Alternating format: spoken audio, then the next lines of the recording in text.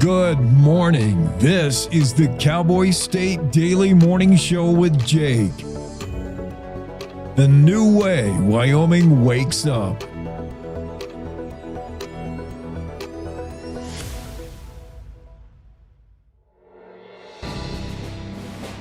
On this Memorial Day, we pay tribute to courage and sacrifice.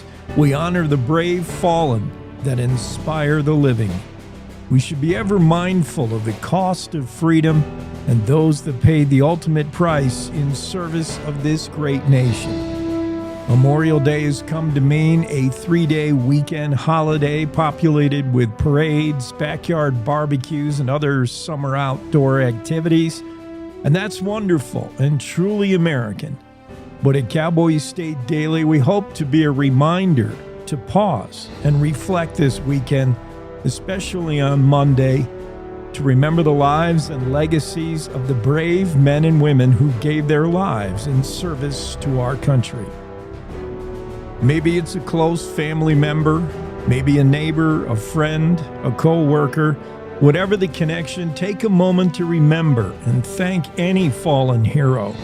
It's a day to find comfort and support in the company of others who understand the pain and grief of loss. For the nation as a whole, Memorial Day is a reminder of the high price of freedom and the values and ideals that our service members fought and died for. Our fallen heroes gave their lives for a cause greater than themselves. They put their duty to country and their fellow citizens above their own personal interests and desires.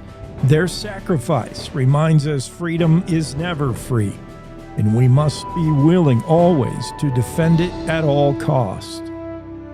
Another value that Memorial Day embodies is courage. Our fallen heroes demonstrated incredible bravery and fortitude in the face of danger and adversity.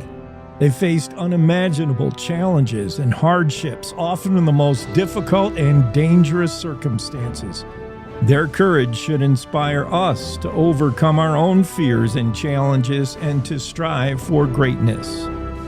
This Memorial Day, take the time to visit a cemetery, maybe place flowers, wreaths, or a flag.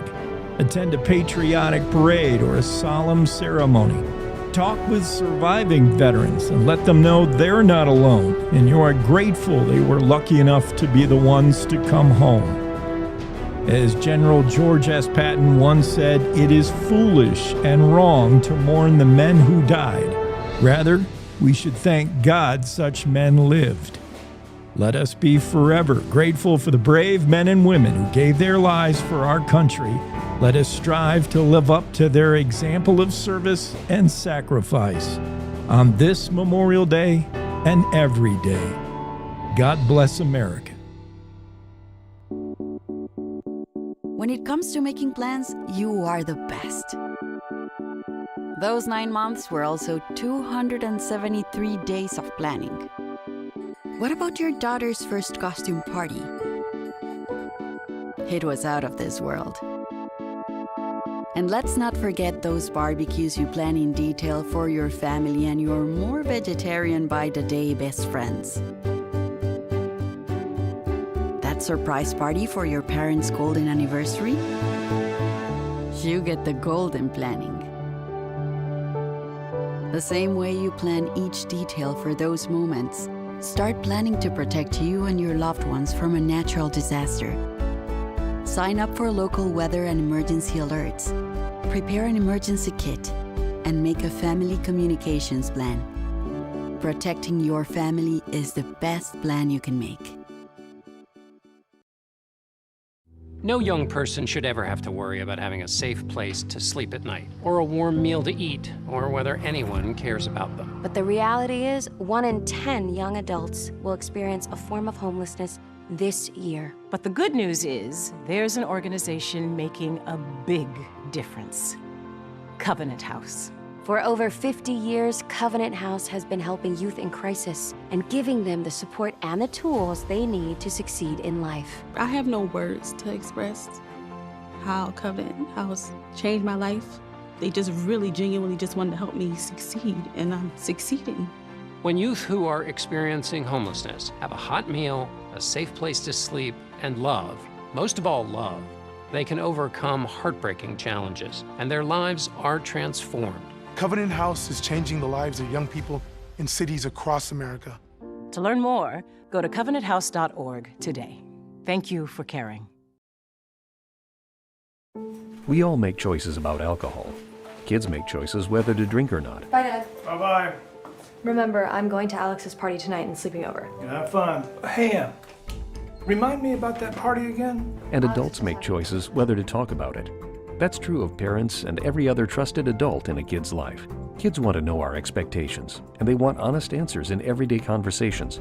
So talk with your kids and help lead them on a positive path, because when you talk, they hear you. In Southwest Wyoming, wide open space is waiting. This is how we explore it. In Rock Springs and Green River, Wyoming. Plan your adventure at explorewy.com.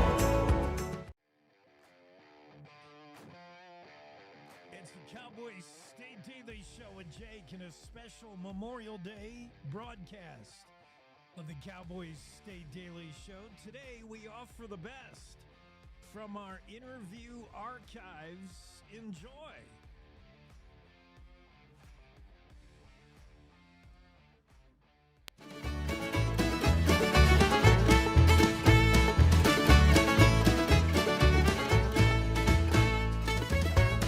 Cowboy State Daily Show on a Thursday, first day of May. May means, for me, fishing. Kind of like April does. Or June, or July. It's all good time. It's all a good time to fish. It's always a good reason to fish, but never a better reason than this. Chauncey Goodrich joins the conversation. Fishing for the Fight. This is the founder, president, and the genius behind one of the coolest fishing tournaments you're ever going to see down there in Sublette County, where they got a few blue ribbon trout streams, I would imagine. Chauncey, thanks for being on. You bet. Thanks for having me, Jake. So we were looking for you yesterday, but you had disaster. You were probably out fishing. I wish I was fishing yesterday. I apologize about that. No I was problem. knee-deep in some poo. That wasn't good. I bet not. So tell me how this is, the 9th annual fly fishing fundraiser coming up. This really cool Fishing for the Fight. Tell me about the cause and how it come into being. Like what made you think of this? This going back 9 years ago. You bet.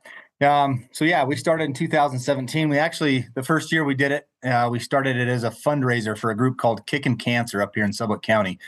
They basically pay for everybody's travel expenses to go get cancer treatment, motels, hotels, gas, food, just everything that kind of insurance doesn't cover. We had a bout of cancer that ran through my office here. I have a little real estate company here in Pinedale, and my wife was diagnosed in 2014 with breast cancer. She's doing awesome. I'm doing great. But had another friend of mine, Charles Stow.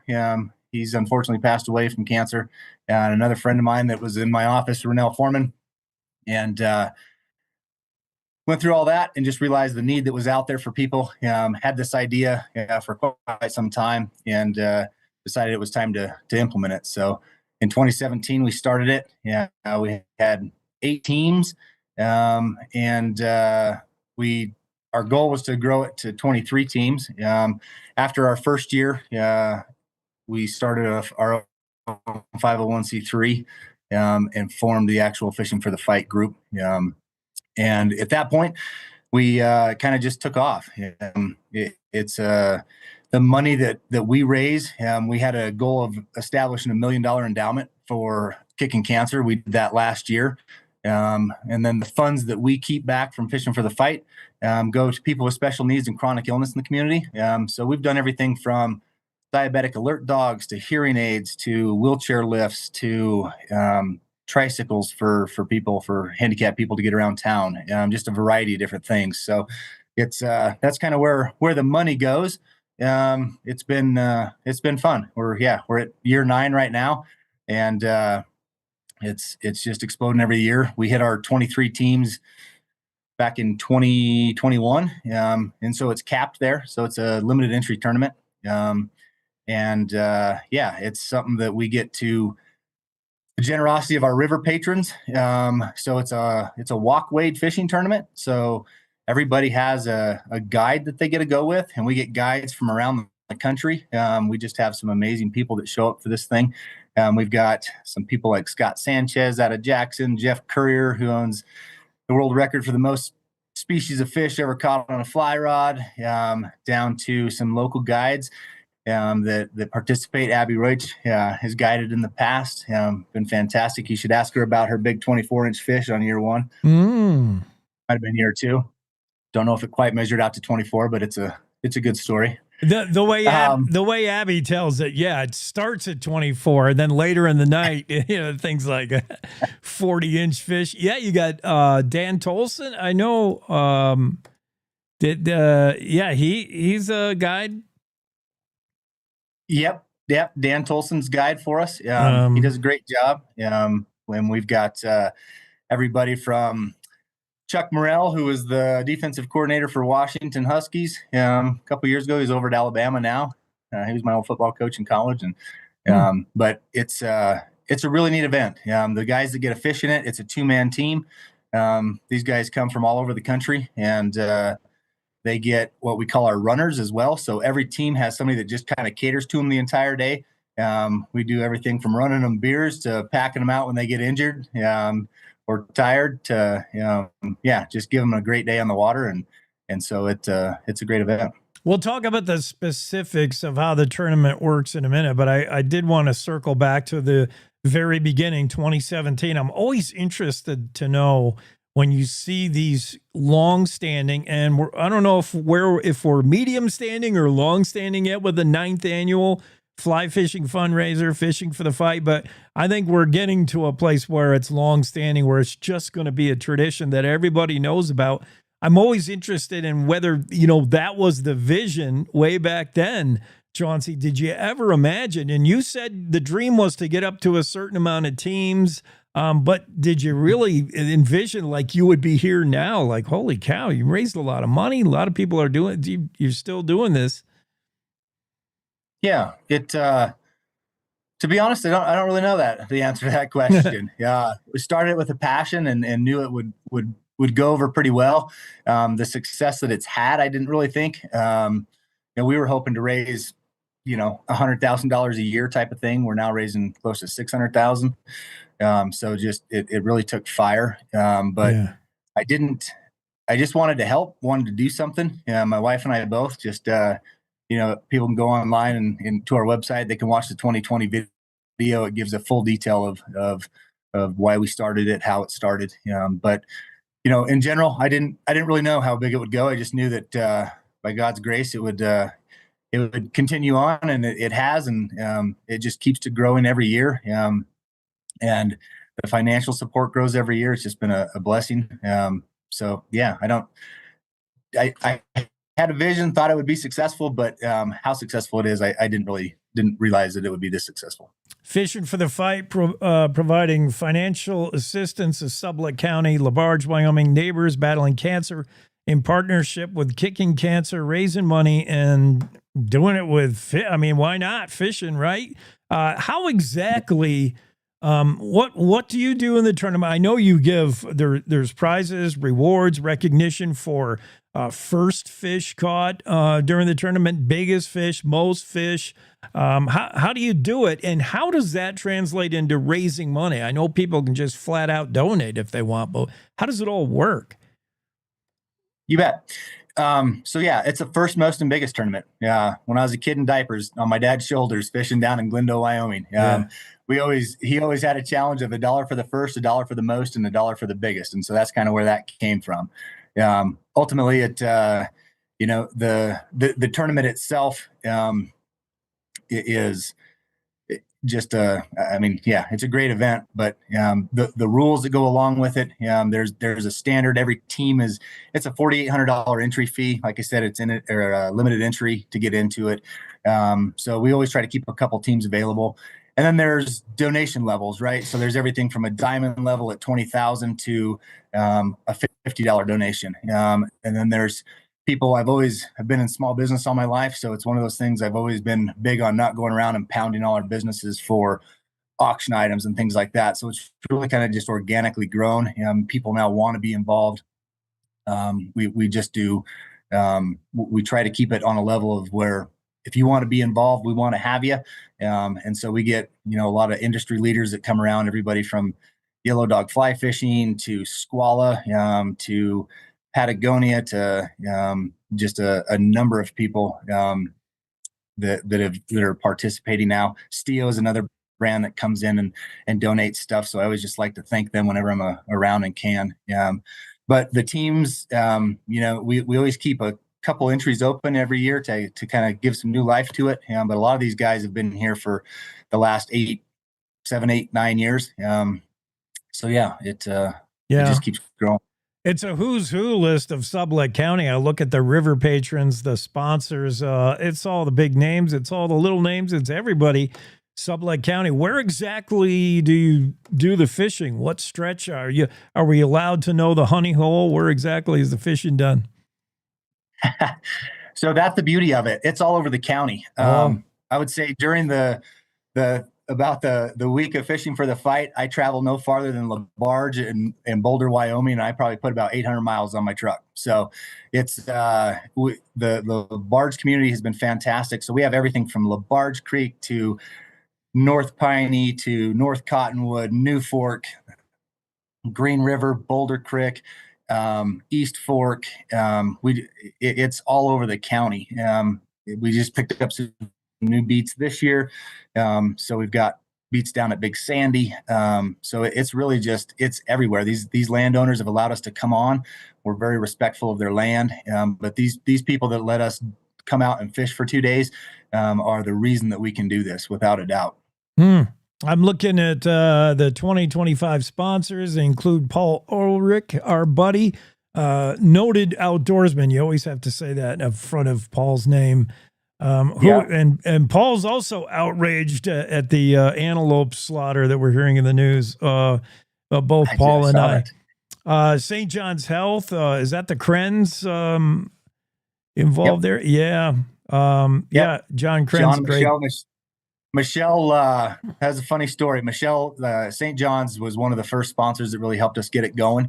Kind of like our first appointment where I didn't show up for this show. It was I was 20 minutes late and had the time wrong and showed up, and John and Michelle were gracious enough. I missed it getting to meet with the CEO, but I told them I had this idea and what we were doing, and Michelle ended up really putting it together for us and helping us. So, but you've actually had a couple of our board members on. Paul Knapp from Louisiana, he's on our board. Paul Ulrich's on our board. We have a number of people that for around the state to the country that are on our board. So it's 11-man board, and we got some great people that work really hard at it.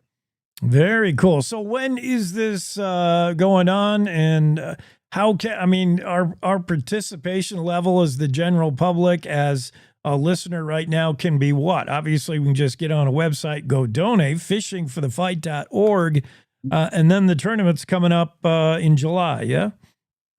Yeah. So the tournament's always the third weekend in July. It's right after Rendezvous here in Sublette County. Participation is all over the board. It probably takes about 120 volunteers to pull this thing off every year. Yeah. From waiting tables to running beats to travel or hauling cars and shuttling vehicles, to cooking to just a variety of things. So the way the tournament's structured, it's a 3-day tournament, and that's going to change here next year. But right now it's what's called our Thursday meet and greet. So that's when everybody shows up, and then it's a random draw for the beats. So we do a ping pong drawing. All the balls are in the basket. The river beats are on there, and so we draw out individually as they go, and then they have. They get to meet the guide that they're fishing with that day. And then we draw again for the second day. So they have what beat they're going to fish the second day. And they get to meet with their guide, get a game plan for the morning. If you're lucky enough to draw a New Fork beacon here in town, you're up at 8 o'clock. If you draw the barge, you're up at 4:30 in the morning. So it's just kind of crazy that way. But then we have the Friday fishing, and then we come back. Stockman's always is wonderful and hosts us for the dinner that night, and then we have the banquet the next day. And then there is one. We offer Choice Guide, so that's at the meet and greet. So we auction off Choice Guide, and then we auction off Choice Beat at the banquet. So one team can come the following year and pick what beat they want. They get until June 1st to pick that beat. The first year we did the Choice Guide and Choice Beat, they both went for $150. I think Choice Guide last year went for $10,000 and Choice Beat went for $56,000. Nice. It's Fishing for the Fight. Find it online, fishingforthefight.org. 2025 will be the 9th annual event. Fly fishing, big fun on the Seed Ski D, and it was all invented by this guy, Chauncey Goodrich. I'm excited. Hey, Chauncey, you're going to be down in Pinedale on Monday. I'm coming down to bring an ATV to Bucky's. I'm going to have them work on it. Awesome. I'm at Pinedale Properties. Swing in and say hi anytime. And I was going to put a note. So starting after our 10 year, we're actually going to take this tournament. So the reason we stopped at 23 teams was we have 23 counties in this state. And that's where we came up with the 23 teams. And we're Sublette County is County 23. After year 10, we're going to start a statewide tournament. So every county in the state will get to have one beat. And so we'll have our local tournament, and then we'll have a statewide tournament, and it'll be run a little bit different. And then everybody will meet up for the banquet at the end of the weekend. So we're really looking forward to pushing that and pushing some of this money into the state in general. So this whole thing's just getting bigger and bigger, and that's good, and it's for the cause. And yeah, we're kicking cancer and we're fishing. What can be better? And by the way, Sublette County is number 1, not number 23. I think. I love Sublette County. All right. Well, thanks for being on, Chauncey. Get back to your thing. I'll look for you Monday. You bet. Pinedale Properties right next to the post office. It's not hard to find in Wyoming. All right. Thanks, buddy. Have a great Thursday. You too, man. Thanks a lot. It's Chauncey Goodrich, and we're fishingforthefight.org. Check it out. Fishing tournament. Raising money.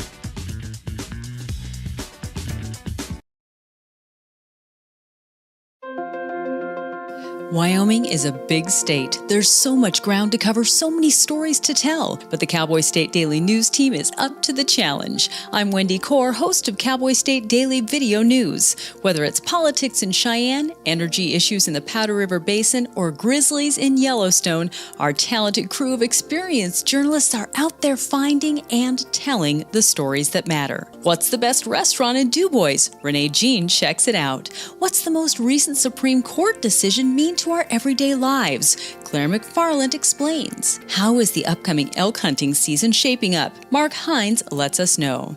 Every day, I talk to the reporters who are covering the topics, issues, and people that are important to Wyomingites, and in our daily newscast, I bring you those stories. Tune into the Cowboy State Daily video newscast every morning, only on CowboyStateDaily.com. This is the Cowboy State Daily Radio Network.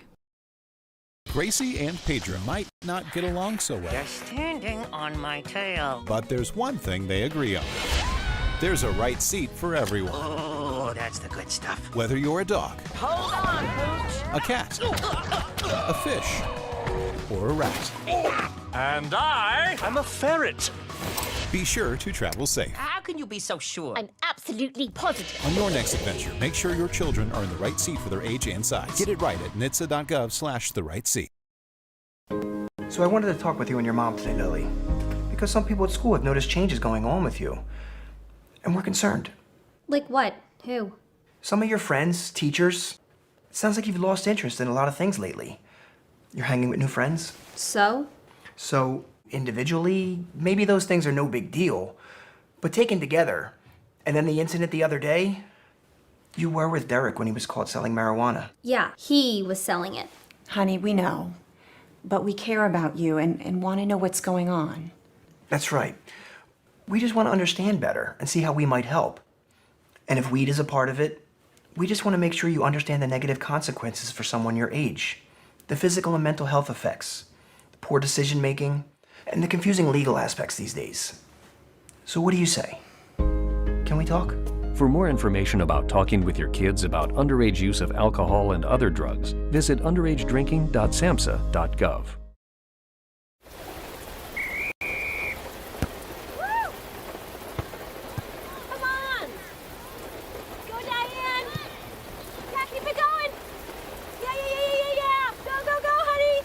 If you love them enough to drive an hour to cheer them on as they get beat 11-0 in the rain, then surely you'll check nhtsa.gov/the right seat to make sure they're correctly buckled in the back seat. Throw that ball, Diane. Woo! You got this.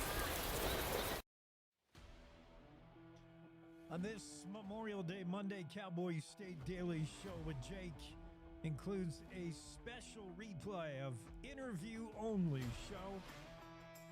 Enjoy our next interview now. Instructor, you might find him guiding some bird trip in Africa. This guy has done I could go through the next 15 minutes just talking about everything Charles Hood has done. Because he's a doer.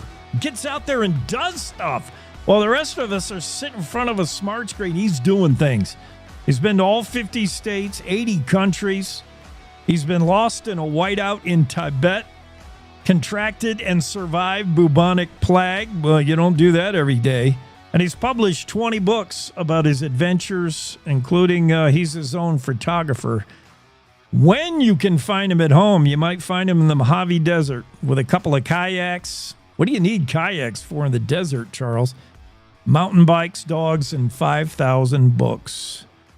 Need kayaks to go to Monterey Bay when you leave the desert. I'm sure some of your listeners like their home, but they also like leaving their home. I got you. I got you. We're just seeing a still of you on the Zoom room. You want to put your video on or no? Is that intentional? Oh, there you are. It was a bandwidth issue, but I can. Hi, everybody. I'm here. Hey, so, oh man, I don't know where to start. We're going to talk about your book specifically, is what one of your books is why you're on. But let's begin with in a weird place. Your advice to people, which I have seen, is to do stuff. Man, and I love it. I could read the whole paragraph that I'm reading in a interview you did, but it basically, I can encapsulate it in you suggest people like get out there and live life while you got a chance. Do something. Don't sleep on your life. This weekend, go to the airport, buy the cheapest ticket to the weirdest place, faraway place, and go do it. Do you really live your life like this? You're a doer, man. I'm like everybody else. Sometimes I have to go to work too. Yeah, but sure, let's get out. There must be some place your listeners I've always been meaning to go to. And it might just be to go see the temple in Salt Lake. Which is kind of a cool architectural space, or to go see the spiral jetty. To your south, down the edge of the Great Salt Lake. So I don't know. It's just a feeling like there are so many ecosystems and so many quirky places to go. And I'm only going to live so many years. I just kind of hate to squander them doing stuff I don't like. Yeah, you remind me of a modern day living Abbey. What's his name? Edward Abbey. Like I've read his stuff about the desert. Places that are underappreciated. I think landscapes that are, you don't notice them because you're not quiet, for one thing. The biggest key to seeing stuff like birds and wildlife is shut up when you're walking out there. But yeah, your ability to see stuff we might miss and your appreciation for nature and wildlife and birds and all that stuff starts with being quiet and observing. You're absolutely right. That's simply shutting up. And like turning off some of the lights. Yeah. I'm always astounded by modern cars. They have a light that comes on when I'm supposed to get in the car at night. Like, I know where the steering wheel is. It hasn't changed. The steering wheel is exactly where I left it when I got out of the car. The seat is the exact same place. I don't need a light to sit my big fat butt down in my own car. Right. But if I have that light at night, it ruins my night vision. So now suddenly I've got no acclimation anymore to that nighttime that I had walking from the house to the car or something. So turn off the lights, turn off your phone, please put it on silent in the back of your pack, and just let the world be the world. I get it. Among your passions is reading and books. You know, authors often wonder, or aspiring authors and writers wonder, like, how do I get published? How do I get better at writing? What do I do? One great way to get better at writing, and I've found this as well, is to read. I mean, the more you read, the better you'll write. Yeah, that's absolutely true. And, there are people like Barry Lopez, who was a very serious nature writer, very high church nature writer. And he told people, you should read comic books, read Gothic romances, just read anything to see how language works on the page and to find where your voice is going to fit into that symphony of other voices. For those of you who are listeners who want to get a book published, it's a pretty normal process. You should have an outline, a couple of chapters, and you should know the publishers with whom you would vibe the best. And then most publishing houses have an acquisitions editor, and you send a query letter. Can I tell you about my idea? And then they'd want to see, number one, that chapter or two. They'd want to see some sense of what the book is going to be, and they want to know, where do you fit into the market? And if you don't have a sense of what the market is doing, even a nonprofit publisher, even National Public Radio has to fit into a context of here's what the rest of society is doing. Charles Hood, good advice from a guy who is a published author, 20 books under his belt. The latest, Nature at Night, Discover the Hidden World That Comes Alive After Dark. We're going to talk about that in a second, but I want to get from you, not only are you someone who observes and sees nature and thirsts for seeing stuff in nature, especially like odd, creatures that we may not encounter all the time. Would you rather, and you're also a photographer, and your shots are amazing, and your books are filled with this latest book we're talking about is filled with over 240 images of these animals and plants. Would you rather capture that for us on film, take a photograph of some incredible weird animal, or would you rather explain it as an author to us, or do both? I don't know. Yeah, it's sort of an either or, in terms of a dichotomy, and it really depends on my ultimate purpose. And also, I'll be honest with your listeners, it's a pain in the caboose to bring high-end photography gear to the rainforest. You have to pass through customs, and some countries are a little bit sticky about that. You've got to schlep this stuff around. So it's a great pleasure. Like, binoculars are relatively lightweight these days. If I just have me, my notepad, and my binoculars, I'm a happy boy. But the reality is, stories are told through images, and that's just simply how our culture works right now. And so I do need good pictures if I think I'm ever going to have a nature book published. You have been everywhere, South Pole, Africa. You've been. Give me an idea of some of the hardest to get to places, some of the most remote but yet rewarding, some places where you feared for your life. I don't know. Give me an example where you've been. Your passport's stamped. Yes, I have multiple passports with lots of stamps, and I've been, held up at gunpoint, with an AK-47 in Ethiopia. I broke my ribs skiing, and broke my wrists mountain biking. These things are just byproducts of travel. If you drive enough miles, you're going to get a flat tire. That's just inevitable. Sooner or later, yeah. You're gonna pick up that stray nail. And I tell people not to worry about that. The world is safer than it looks like on the outside. But I can share a quick story. We're in Gabon, so this is West Africa. I'm with some guys. We're trying to see a giant pangolin. Most of your listeners are familiar with penguins, these spiny these little scaly anteater things. But the giant one is never seen by anybody. I mean, by the native tribes people in the forest, of course, but in terms of Anglo-European explorers, we don't see them. And we had a tip, from some researchers, we should go to this forest. There was no electricity, so we're camping in a little abandoned hut, trying to make our batteries last before the rechargeable batteries run out. So we're in the forest, instead of every third person's using his light or her light as dimly as possible, with the lowest possible setting to save it. And the guide starts shouting in French, "Run, run, run, run!" And I'm like, oh no, this is bad, because the forest elephants are pretty mean. You know, there's two species of African elephants. There's a savanna kind, and like with the zebras and the lions in Kenya, they don't really mind the safari jeeps, and they're sort of relatively even tempered. And then the other species, the forest kind, they're sort of grumps, and they like to smosh you down flat. Like this, I don't know what they're just a reaction is. Oh, there's a person, let's smosh it. So it's the middle of the night. We don't have many lights with us, and we're in a very remote area in Gabon. And run. And so I just start running, and it turned out the guides had found a giant penguin. This is 80 pounds. It is bigger than a Newfoundland dog. It's a penguin, but it's this sort of prehistoric looking thing. And in fact, one of the guides grabbed it by its tail. A fully grown man could not slow this animal down. Huge claws, big, it's a big rotund animal. And we took some pictures and then it trundled off. And then we all do the high five kind of thing. And nobody died, no snake bites, no trampled by elephants. So even this place that, no one got malaria that trip, no one got yellow fever. So the world looks scary, but it's actually pretty easy to navigate through once you give yourself the courage to try. Yeah. Yeah, and the world looks like not a lot going on at night, yet that's when so many animals are active.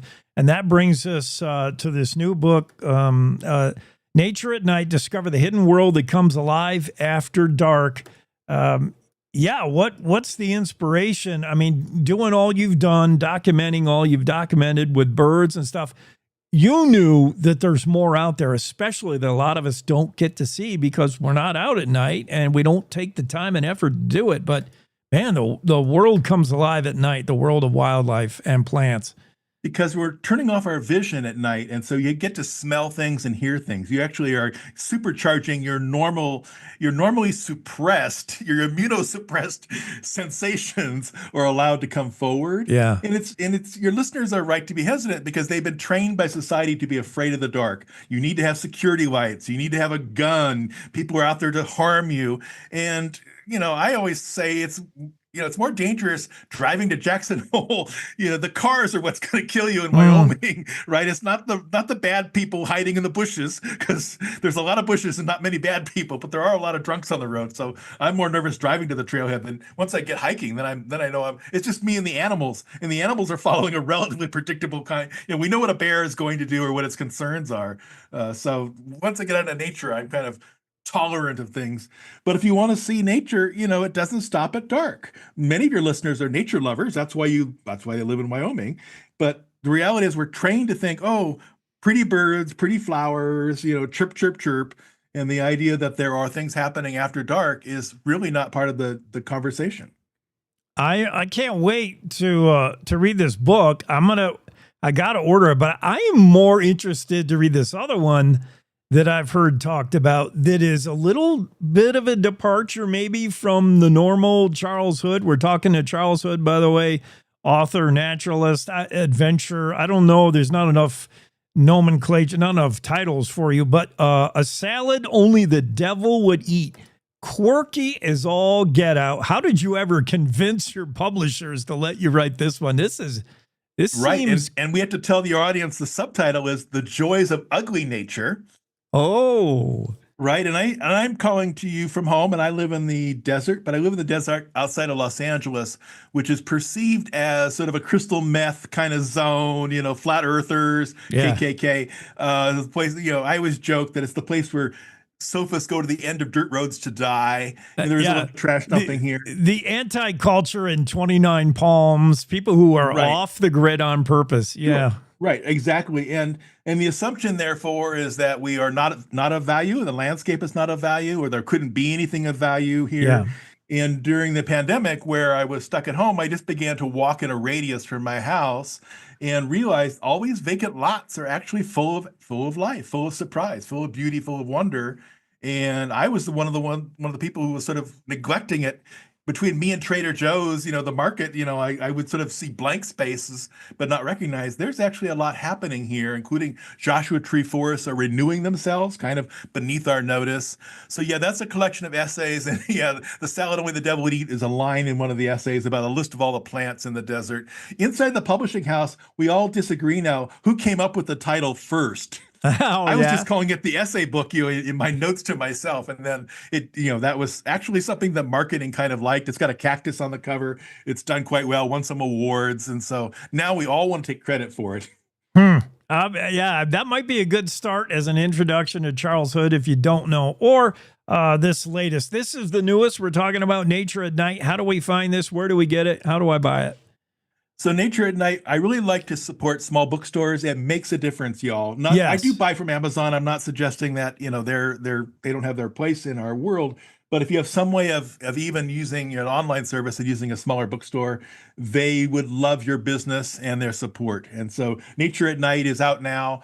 You also can get it from the publisher, from Timber Press. They've got a website, and it's got a lot of pictures, as you were kind enough to point out. So it's a pretty book, good for the kids, no bad words.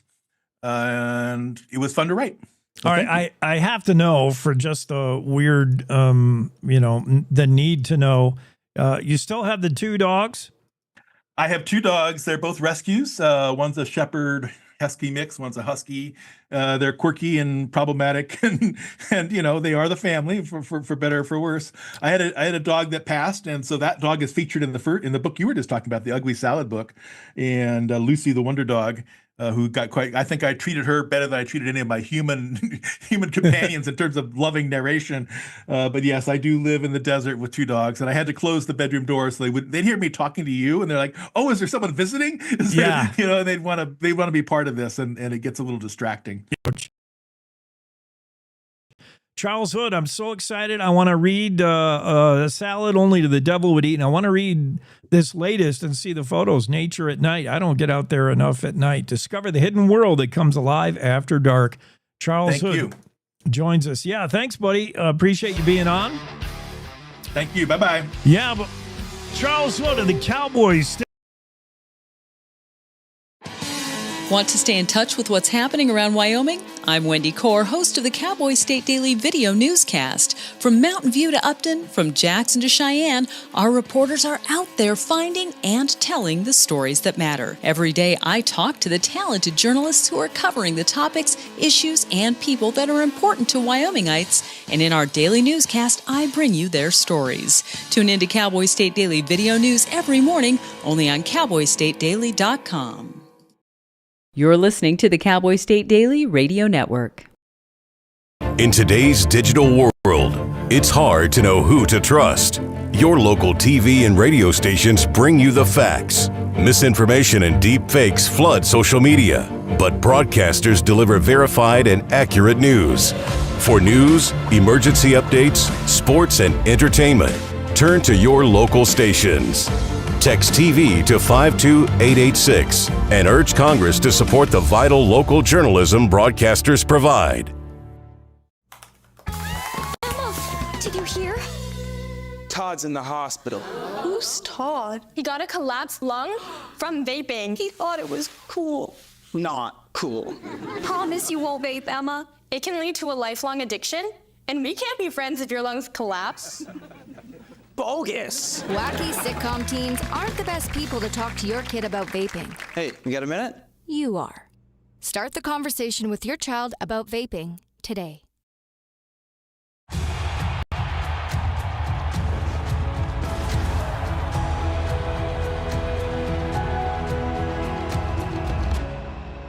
Breathe. Love what you do and you've already won, my parents used to say.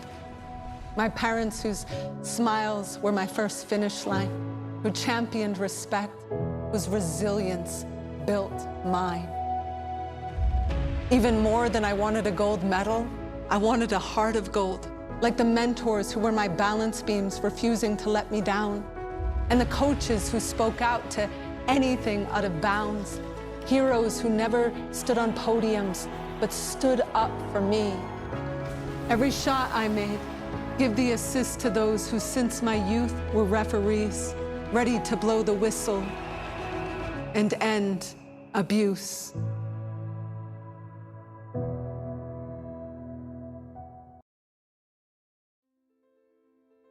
Once again, this is a special Memorial Day replay of our best ever interviews. Enjoy the next one on the Cowboy State Daily Show. Become the first female in history to earn the men's Grandmaster title not once, but twice in 2 different places. 4 world championships, a dozen Olympiad medals, including 5 gold, the only player in history to earn all 6 of the world's most prestigious chess crowns. And Susan will tell you she's just a typical girl growing up Jewish behind the Iron Curtain in communist Hungary, her homeland, in a world where it was considered a scientific fact that women were not capable of the reasoning power it took to play a man's game like chess. She broke through that glass ceiling. Her male opponents have been reduced to mere pawns, sacrificed to the queen of the game, and here she is, the rebel queen. You got a new book out. You've forgotten more about chess than we'll ever know. Susan, it's an honor to have you on. How's everything going? Hi, thanks so much for the kind introduction, and it's a pleasure to be here with you. Good deal. Now, you're in the U.S. now. You were in St. Louis for a long time. We'll tell people why. I think, where are you now? Florida? I'm in Florida, outside of Orlando, and I love the sunshine. Yeah, I hear you. I mean, stay there. It's snowing here currently in the studios in Wyoming. Yet again. Yes, it'll be snowing here for a while. But we have so much to get to. I've cleared some extra time for you because I want to make sure we get to everything, including an early birthday. Happy birthday tomorrow, right? Thank you so much. That's very sweet of you. You're welcome. So take us, I don't know, do you want to go start at the beginning? And by the way, for those of you who are not, chess isn't your world like it is Susan's, basically you're looking at the real life Queen's Gambit. A lot of folks are familiar with that Netflix series. It's not based on Susan Polgar's life, but it very well could have been, should have been. I mean, you've had folks, when that came out, did you have people saying, is that you, Susan? Yes, actually, I got a lot of that. And, I was obviously telling them it's not, but in some ways it could be. And then the next thing I was told, well, there should be a movie made out of your life story. And in fact, that's what initiated the book, Rebel Queen, to write my story, because after talking to people in Hollywood, I understood that if I wanted the story to be told anywhere near what happened and the way I'd like to see it told, I better have a book to be based on. Yeah, I mean, the story could be you, and the more you thought about it, and the more you probably heard, you said, my story is every bit as compelling, and your story is now in Rebel Queen. It's a book available, new memoir about Susan Polgar, who is basically real life Queen's Gambit, if you want to make that connection. Here's what Susan was up against, other than playing the greatest chess players in the world. Like, that's not a barrier enough, a challenge enough. You had to do it as a female in Hungary during that time. Like, take us back there. And I know it shaped, it's why you call yourself in this book Rebel Queen, because as a young child, you went to play in some tournament and you were denied. They're like, no girls in this tournament. And some kids would just cry and be done with chess. And you doubled down. You said, that is not fair. And you got mad and you got good. And how did that shape you and define you as a kid to be told girls don't play chess? Well, it definitely made me who I am, as you said. I remember after I won at my first attempt with the girls' championship, elementary age school girls, when I was just 4 years old. After that, when I went back the following year to try to play against the boys who were the better players at the time, I was told, no, I cannot. You're a girl. And obviously I was crying unconsolably all the way home that day. I was 5 at the time. But it really shaped me. I managed to use all these disappointments as fuel for motivation to train even harder. And whenever I'll get the chance, and I knew eventually I will, so I can prove it on the chessboard. And that's what my life story became, even though constantly being told that there is no way a woman ever can become a grandmaster among men. There is no way a woman can do this or that. I just used it to fuel me to do even better and greater things. Now, take us also back to the beginning. You're in Hungary at a time where, it's under communist control. It's very much a man's world of chess, for sure. Why does a 5-year-old girl even get into chess? I thought it was fascinating to hear your father. Your father had real beliefs about how people become a genius or an intellect, and it isn't by chance. Your father said it's nurture, not nature, and you have to intentionally make people intelligent. I think he's proved right, because you're not the only chess prodigy out of that family.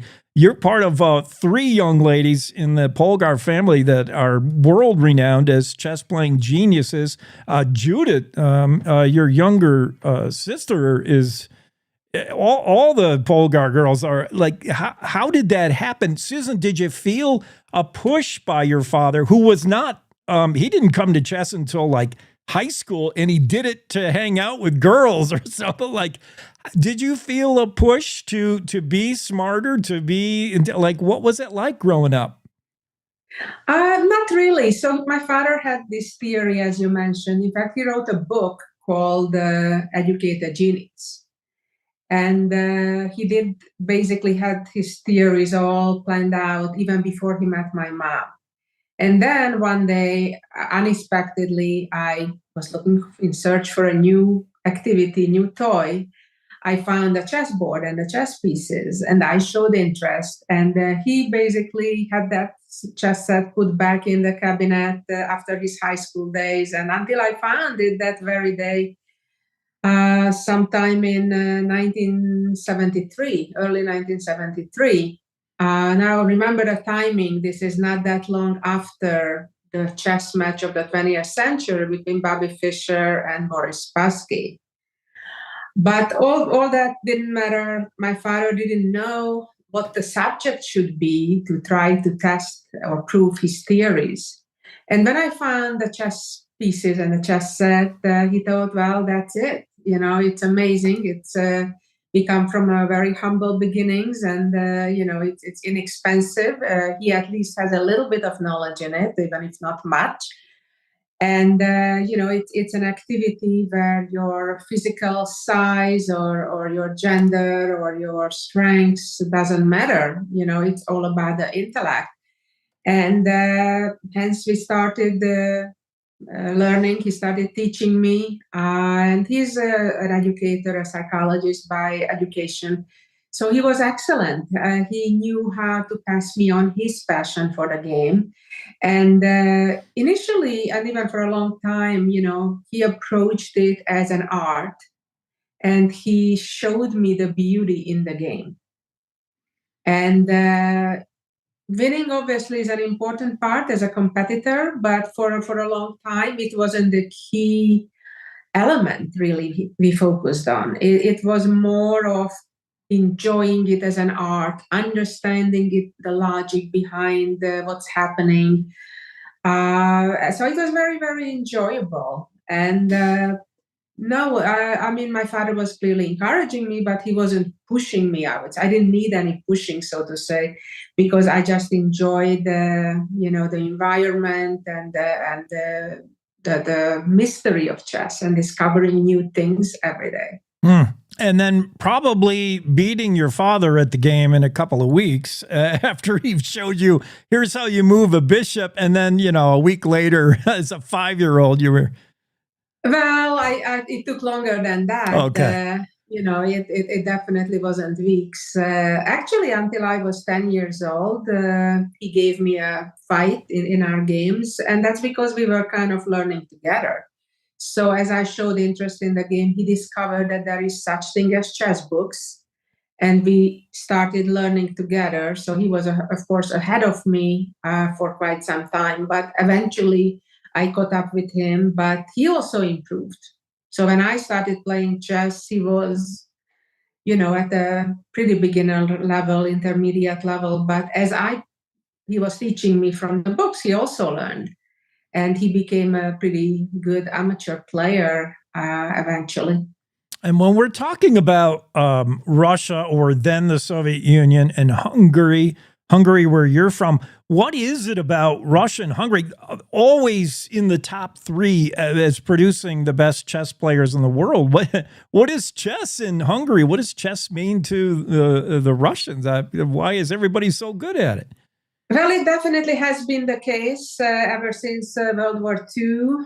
It has actually, by the way, changed in very recent years by Asians. The Chinese and Indian actually became very, very good. And here and there, a random country like Norway, who has the number one ranked player, Magnus Carlsen, for the past decade or so.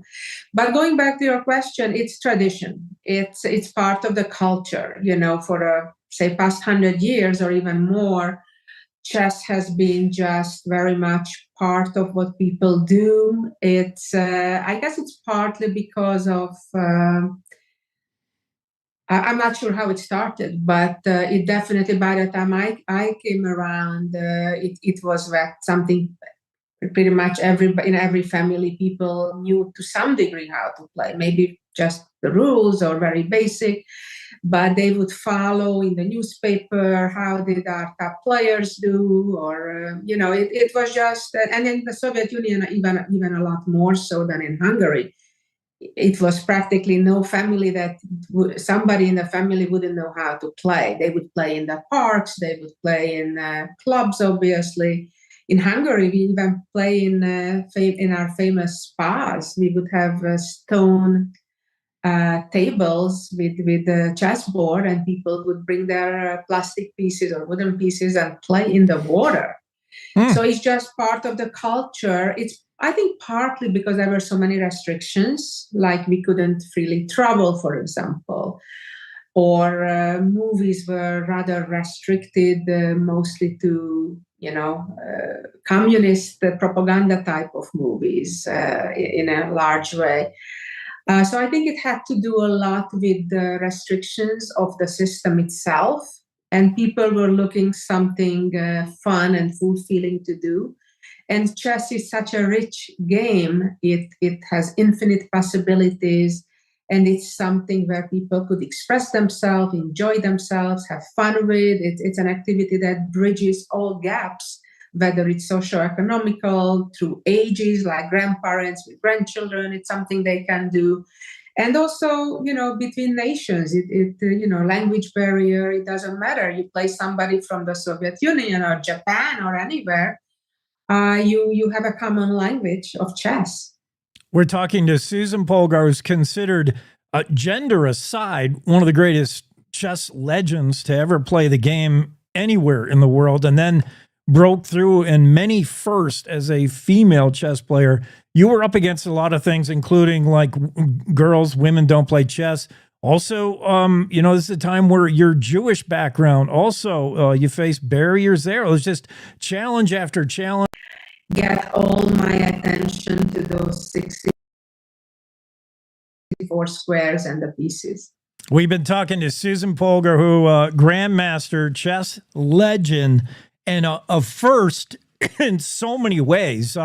First female, at a time where women just did not play chess. And you not only played it, but you played it at a top level. And now you're teaching others, training others to play chess. You are, in fact, a living, real version of the movie, of the TV series.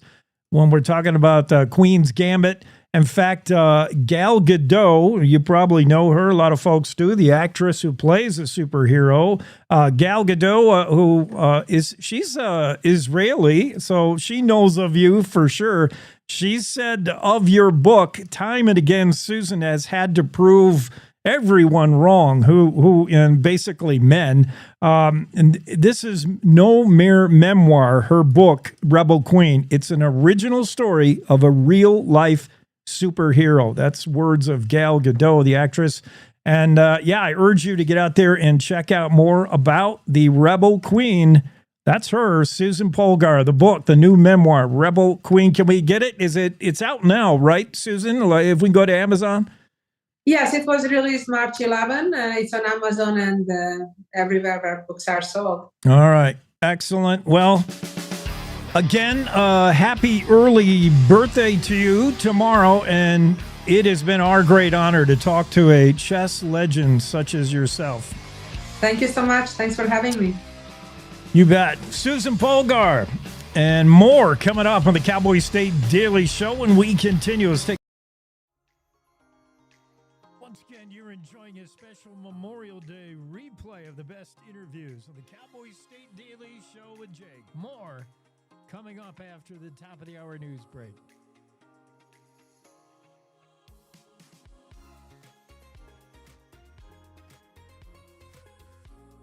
In Southwest Wyoming.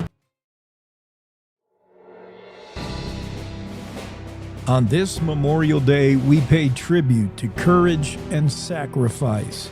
We honor the brave fallen that inspire the living.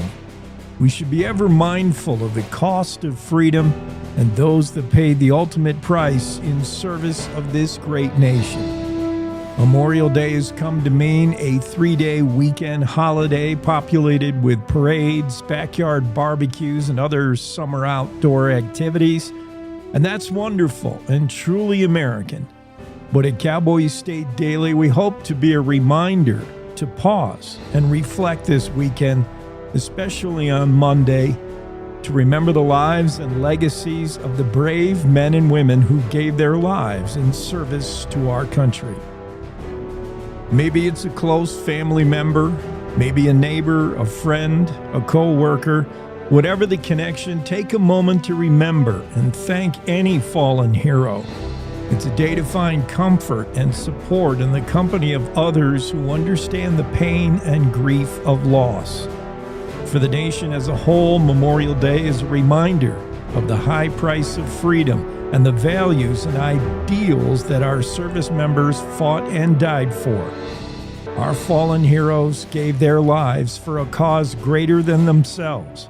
They put their duty to country and their fellow citizens above their own personal interests and desires. Their sacrifice reminds us freedom is never free, and we must be willing always to defend it at all costs. Another value that Memorial Day embodies is courage. Our fallen heroes demonstrated incredible bravery and fortitude in the face of danger and adversity. They faced unimaginable challenges and hardships, often in the most difficult and dangerous circumstances. Their courage should inspire us to overcome our own fears and challenges and to strive for greatness. This Memorial Day, take the time to visit a cemetery, maybe place flowers, wreaths, or a flag.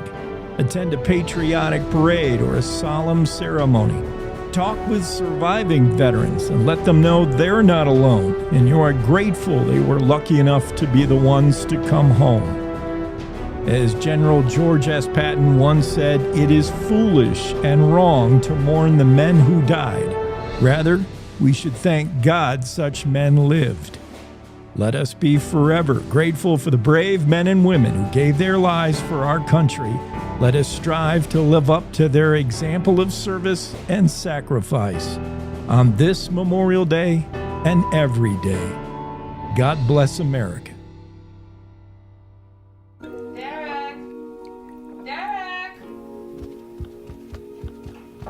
Go wash up and grab your sister. Okay, but first... Where's Grandma? Hey, Mama. Ma. I'm worried about Mom. Mom? She's fine. These the ones, right, Mama? Yeah, groundlings. Sweet potatoes. Sweet potatoes. Daddy. It's salty. Grandma's just getting old. Some things come with age. And some don't. Early detection of Alzheimer's can lead to better care for your loved one. Add two eggs. Learn the early warning signs at 10signs.org. I'll never forget the day I nearly died. I was a young journalist with a great career, starting a family. The only way we found out I had any kind of heart issue was when I went into sudden death. My coworkers sprung into action. They've recently been trained in life-saving CPR protocols developed by the American Heart Association. They're the ones that kept me alive until the medics came. They did many tests on me in the hospital after my cardiac arrest and created a treatment plan, all with research from the American Heart Association. I think unless you are a heart disease patient, you may not know how much work the American Heart Association does behind the scenes to save your life. Since my cardiac arrest, I've had 2 more children. I've watched all 3 of my children grow into adulthood. I'm gonna cry now. Graduate from college. My daughter got married. I have grandchildren. And I'm still here. Learn more about the American Heart Association's work at helpheart.org.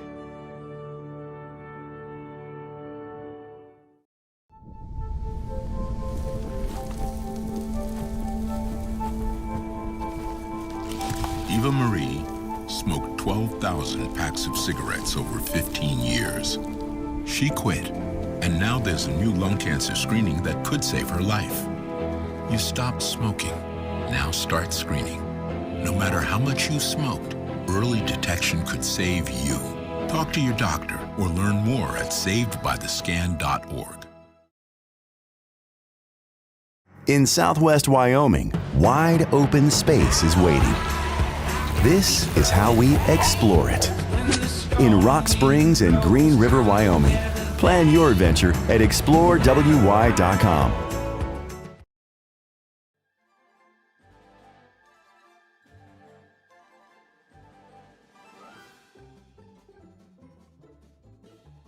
Once again, you're enjoying a special best of interview program for Memorial Day. On to the next set of interviews on the Cowboy State Daily Show. Let's do that on the Cowboy State Daily Show with Jake. That's Aaron Lapidus. He's going to tell you how to be a garage sale millionaire. Or you can read the book. Either way, however you want to do it. There's the book. This guy's done it all. I mean, you should be hosting this show. You're a radio, TV guy. The folks in the Denver area probably know of you. I'm sure. He's been on, we just had a KOA guy on. Our Saturday guy, by the way, is ex-KOA guy. You've been on the Blowtorch as well. Aaron Lapidus, so good to have you on. Award-winning author, collector, speaker, radio host, based in Denver.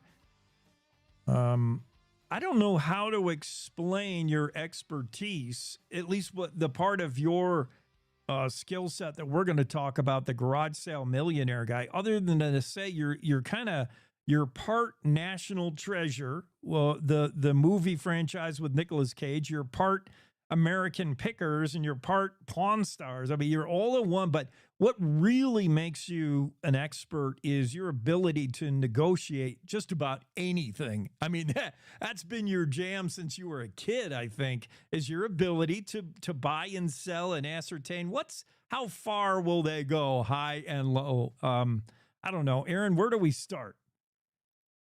First, I want to thank you for having me on this morning. I'm really excited. So I have so much fun negotiating. And I think where I'm able to overcome, there's so many different things to be knowledgeable on, but so not everybody has to be an expert, but negotiation skills in anything we do in our life is so important. And I can negotiate something as small as a antique tin toy to a multi-million-dollar building because I do it all. My jobs are, yes, I did write the book, How to Become the Garage Sale Millionaire, but it's ascertained me to become this bigger thing than just one. I took my money. I still buy and sell art and different things, but now I buy real estate too. And I find treasures where people are passing up the opportunity. And that's why it's so hard to like narrow down and pin down exactly what you're able to share with us in your expertise. Yes, this guy, Aaron Lapidus, considered one of the world's greatest collectors and treasure hunters, called upon by the FBI for his expertise in various fields. He can help you ascertain whether you are sitting on anything worthy of selling in your storage unit, in your basement, in your attic. He can help you with a garage sale or a yard sale for sure. But mostly it's your ability to negotiate things. And you learned it when we weren't doing it online. You learned it face to face. And I've heard you say, maybe your biggest key to success, you can tell me, is your ability to not hear the word no, or not get worried when you hear the word no. It doesn't mean anything to you. Actually, the word no is a tagline for me, actually. It gets my juices going. How can I get that no to a yes? And so that's where everybody has to start. But let's just give your audience a few tips, because they're just saying, I need to know. Well, first, everything in your house has a value in your garage. And you may say, Aaron, I don't know how to price things. I'm going to give you the quickest tip. In eBay, and you know, there's a lot of more tips in my book, How to Become a Garage Sale Millionaire. But a quick tip is take something that is important to you. Maybe it was a first edition book that was handed down to you. You want to know what it's worth. You're going to go on eBay. You're going to go on the left-hand side of the scroll down bar on eBay. You're going to look for completed auctions. And you're going to put in the item that you have. You're going to search it on completed auctions. And so when you go into completed auctions, you're going to find everything that sold in the last 90 days that was your book. And instantly, it could be a book. It could be a piece of luggage. It could be an old coin. Once you go into completed section, you're going to find out a value. And, you know, and if it's worth anything more than, I would say, $35 and it's small, eBay is the way to go. If you have a whole bunch of big items, I recommend having a garage sale. I'm an expert. And you're going to put a lot of great signs out in your neighborhood, and you're going to have a great time. And then we're going to use Nextdoor Marketplace, which is great, Facebook Marketplace. And I think if people get used to those ways of buying and selling, there is always a way to find more stuff to sell. And it just takes time. Great advice. I mean, you don't have to be an expert like Aaron is on how to spot fakes and replicas and restorations. Just ballpark it using eBay. As you said, find a similar, if not the same item. That gives you a general idea. Then the negotiation skills come in, and maybe you need to read the book and learn how to be more like Aaron Lapidus when it comes to negotiating. Let's talk about the garage sales, the yard sales. We're getting into yard sale, garage sale season here in Wyoming once we get all the snow melted. And give me some tips on how we make $1,000 at our next garage sale. Okay, so this is what we're going to do. We're going to go through the house about 2 weeks before. We're going to go through your basement. I know some people don't have a basement. Then we'll go through the garage. We're going to open up every drawer, every closet, clothes. I want clothes, kids' clothes, furniture, toys, garden stuff, tools. Maybe you have 5 hammers. How many hammers do you really need? We're going to get rid of everything you're not using. We're not going to throw away anything. If it has a hole in it, the lawnmower doesn't start, we're not throwing it away. We're going to put it out there. There's an interest for everything by somebody. So we're not going to be the judge that it's not worth anything. We're going to let our audience that goes to garage sales be that judge. We're going to get everything in the garage or in the front yard where people can easily access. You're going to create 10 to 15 large signs that say garage sale, huge letters, where the address is, and then what time does it start.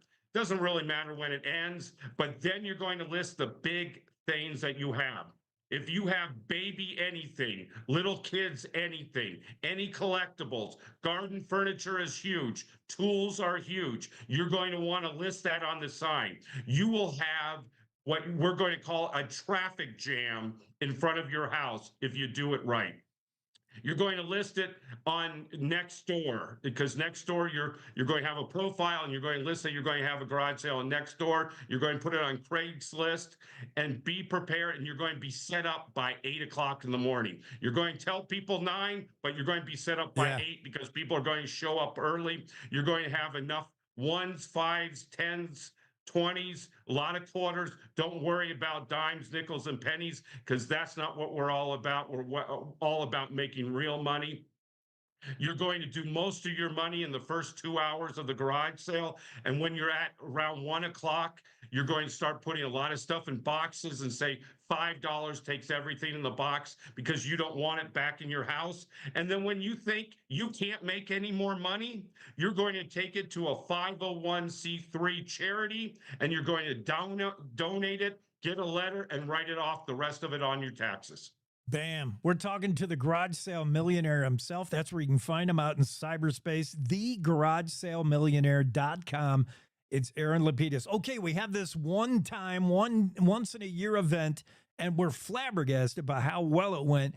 We kind of got the idea now. We got the bug. We want to make this a little eBay side hustle. Can we do that? Absolutely. Absolutely. eBay is wonderful for items that can be readily shipped, that can fit in a box and that can be shipped. So now we're going to other garage sales looking for that treasure that people are passing up. You're going to go to Facebook Marketplace in your neighborhoods. You're going to look at stuff because a lot of people don't want to deal with eBay because then they have to set up an account. They have to set up a way they're going to receive money. A lot of people just want cash. And when they want cash, they're willing to take a lot less. And so you're going to go to Facebook Marketplace, Nextdoor Marketplace, and you're going to find items that have been sitting around for a little while that they can't sell because when they put it on those kind of marketplaces, they have mentally departed with that item in their head. They don't want it anymore. Matter of fact, they need to get it out, whether they need money, they're moving, they're leaving town, whatever it is. So they need it gone. So if they're asking for $100, this is where you can really, really negotiate.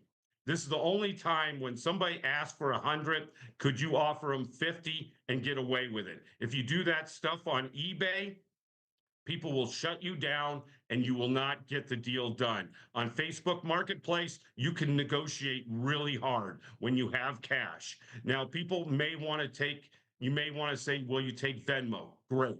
Don't do this crap with checks.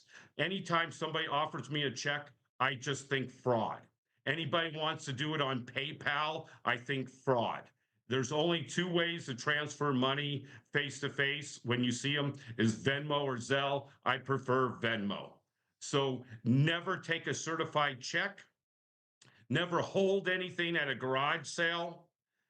Always you face to face, give them cash. And if you want to buy something and you are nervous about it, there are parking lots that are usually police parking lots that have a lot of lights, and they're made for when you want to do transactions. If you are small, female, nervous, always go with a friend. Never do a transaction late at night. Never do it in a dark place. Never do it in places that you don't know about. And that way, I'm pretty sure you're going to do fine and make a lot of money. Crucial advice, some tips that you're going to find in the book, and we're lucky to be able to get them free right here on the show. Decluttering your life could be profitable, and Aaron Lapidus will tell you how to do it in the book, The Garage Sale Millionaire. You just touched on some of the ideas of what if you're on the buyer side of things? What do you got to be aware? How do you bid like a pro? I love the notion that, you know, when you see something listed, the seller has mentally departed with it. He or she doesn't want anything, so it puts you in an advantage. How do you be the buyer?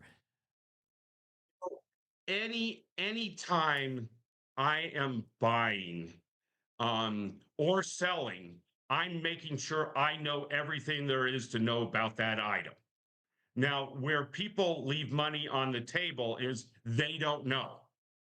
And that's why I want to know the answers before I ask the questions. And a lot of people say, I don't understand. You don't want to ask people to tell you about that item where they could forget, tell you something wrong. You want to hear more about that item, maybe something you didn't know. Maybe it was touched by somebody famous. Maybe it comes with a box and you didn't know it has a special box. Those things you have to ask questions. But the nuance of when it was produced, what else does it come with? Also, all packaging. If it is a collectible and doesn't have the packaging, you could lose up to 50% of that value. So it's all about asking the right questions and knowing things ahead of time when you're collecting items. And that's the key to making sure you make some money. One last thing, Aaron, before we got to let you go. Give me an idea how much has changed. You talk about when you got started as an expert negotiator, buyer, seller, you were like 9 years old. There was no eBay. There was no internet. Those have been big changes. Has it made buying and selling easier? Is your cyberspace yard sale easier or harder? What has changed over the last 20, 30 years about this kind of thing, about selling off what's extra in your house, or maybe finding a bargain? What is the biggest change? I mean, we have access to the internet. That's huge. We can look stuff up.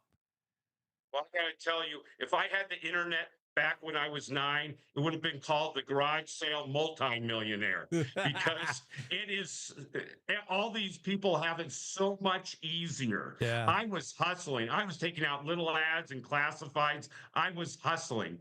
But with the internet and my book, How to Become a Garage Sale Millionaire, it is a lot easier to find out the information that you need using AI.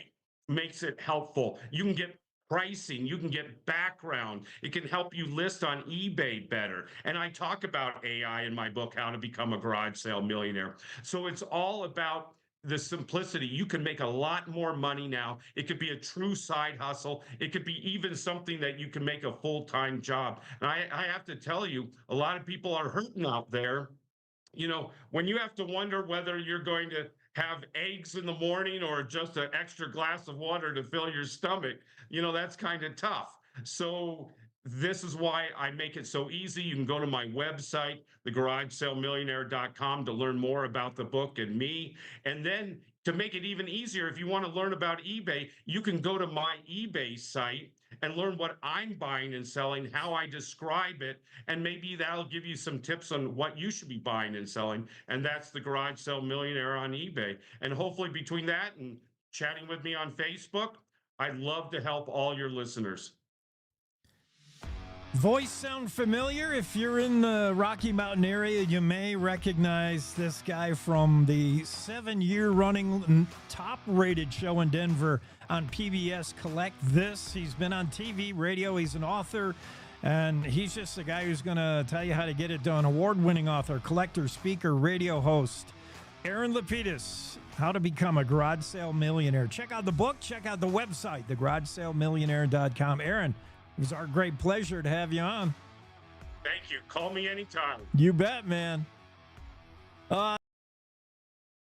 To the Teton Range, Cheyenne to Sheridan, Rawlins to Ralston. Cowboy State Daily Morning Show covers the state like no other radio show or podcast. We love Lovell. We're eager to share the stories of Story, will crow about Crowheart, and yodel over Yoder. Whether you make your home in Sweetwater, Chugwater, Powder River, or Green River, the Cowboy State Daily Morning Show will make you feel right at home. Jeffrey City, Atlantic City, we see you. Little America, Big Piney, you're on our radar. Howdy, Wapiti, Meeteetse, Shoshone, 10 Sleep, good morning. Welcome, Torrington, Riverton, Wheatland, Lusk, Lingle, Lander, Timber, Casey, Kerwin, Moorcroft, Mountain View, Moose, Fort Bridger, Fort Laramie, Fort Washington, Hannah, Hudson, Hewlett, Dayton, Daniel, and DuBois. We are east of Weston, west of Midwest, north of Newcastle, and south of Sundance. Border to border, we love Wyoming and every one of its communities, bar none. This is the Cowboy State Daily Radio Network. When you hear the words nonprofit organization, what comes to mind? Is it a place your dog called home before finding you? Is it an organization that supports accessibility? Is it a place that ensures your safety and that of those you love? That protects endangered wildlife and habitats or fights for our most basic needs? It's impossible to show all the ways nonprofit organizations make a difference in our world. One animal, one person, one cause at a time, but it's not impossible to be part of it. When you give what you have to a nonprofit organization that needs what you can give, you help promote, protect, and strengthen the reach of these incredible organizations. The Nonprofit Alliance is here, helping connect people like you to the nonprofits that enrich your life, your community, and the world we share. Reach out to a nonprofit organization that inspires you today to find how you can help make the world a better place. The challenges our planet's animals are facing sometimes feel a bit heavy. The animals haven't eaten in a day, 2 days, they haven't drank anything, they're cold, they're dehydrated. As soon as we started our descent, everywhere I could see was mud. Just absolutely mud. The country has been in prolonged drought for so long, it was like a tinderbox waiting to go up. Okay, very heavy. Each of us wants to be part of the solution, and we can be. Remember that there's good happening right now. At home. All right, we were able to get into your unit, and we have all 4 of your cats. So, okay. And around the world. For any animal in any disaster. So let's focus on that, right? Be part of the solution, one rescue at a time. Search ifa.org/disaster ready. Once again, you're enjoying a special Memorial Day replay of our best ever interviews. On to the next.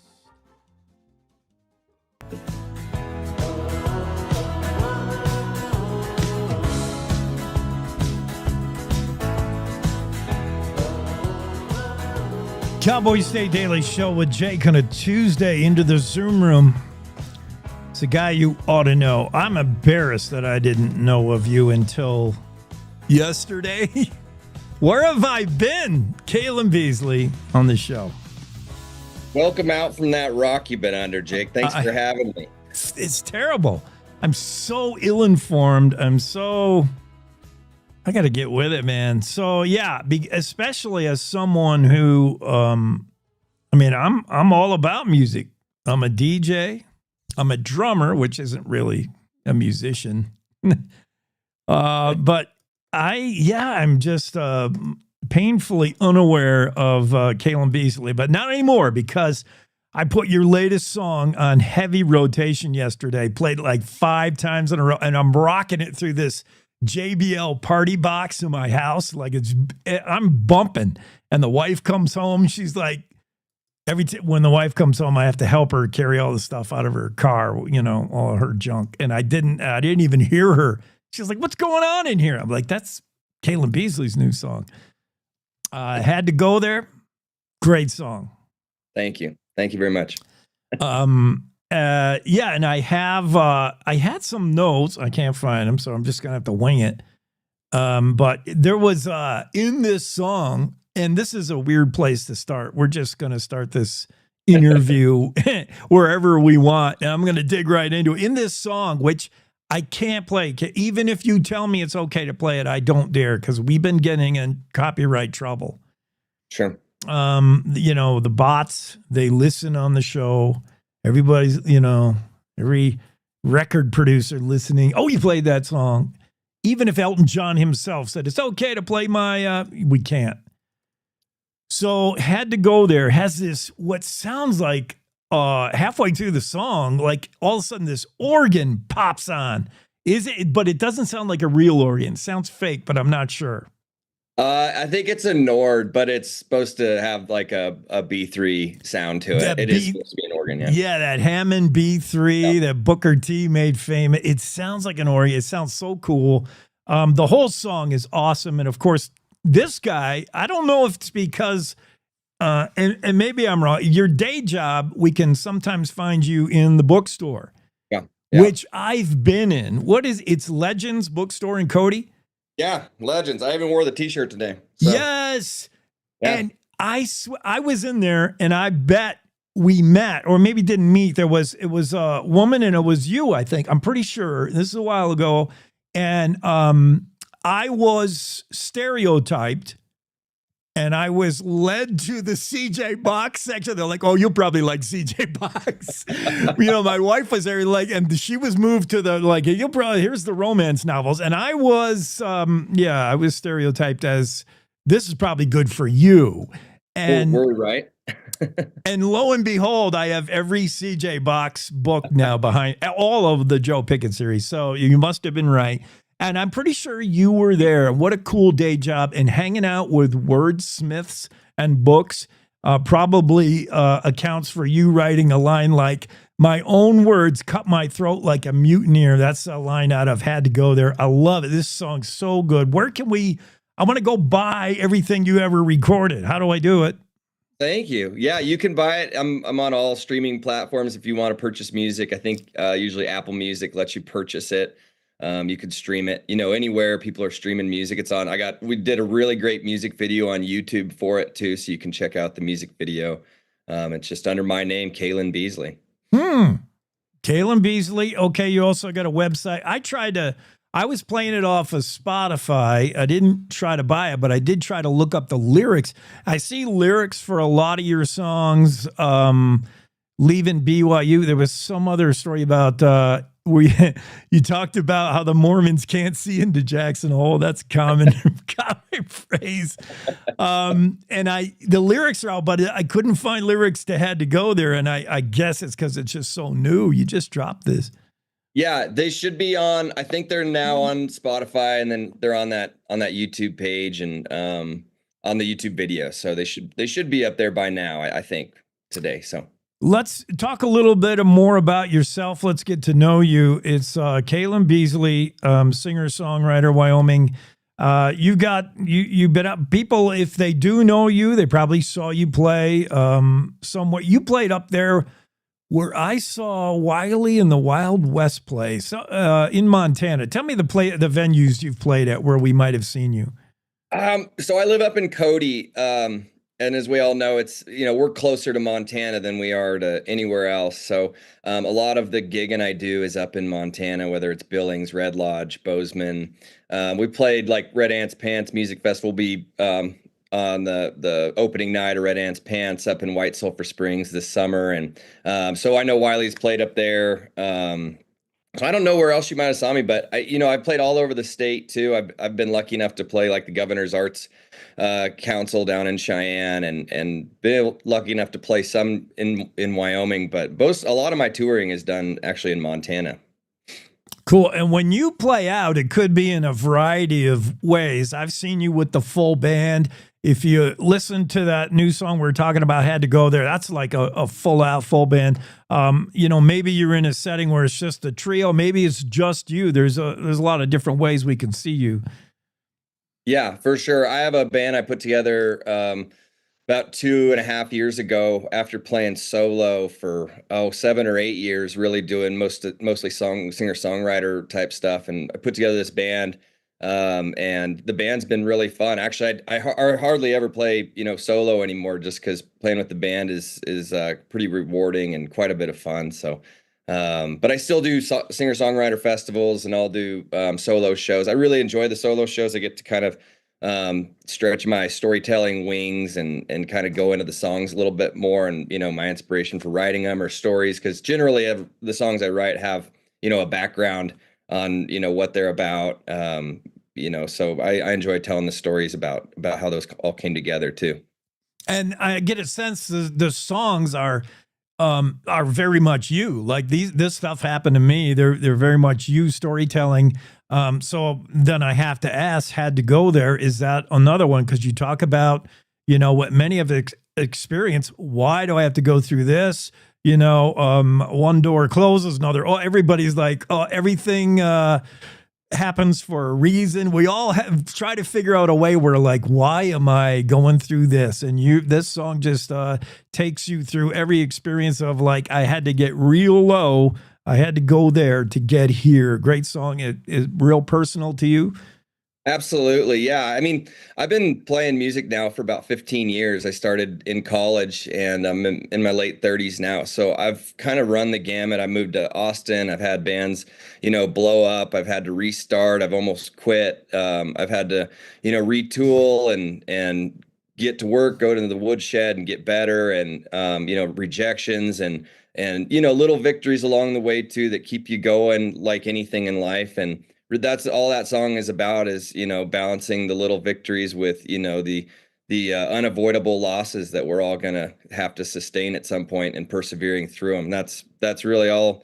That's what that song means to me. And that's I think the balance of being a songwriter is also having something that means a lot to yourself while also meaning something and applying to other people who listen to it too. So hopefully that's what if we're doing a good job, that's what we're doing. Yeah, that's what everybody says to create true art is, when a novelist says, well, what do I write about you? Like, it has to be something, personal to you. You got to write what you know, sing what you know. If it's you, it has that authenticity. People can tell right away, like, that stuff probably really happened to Kalen.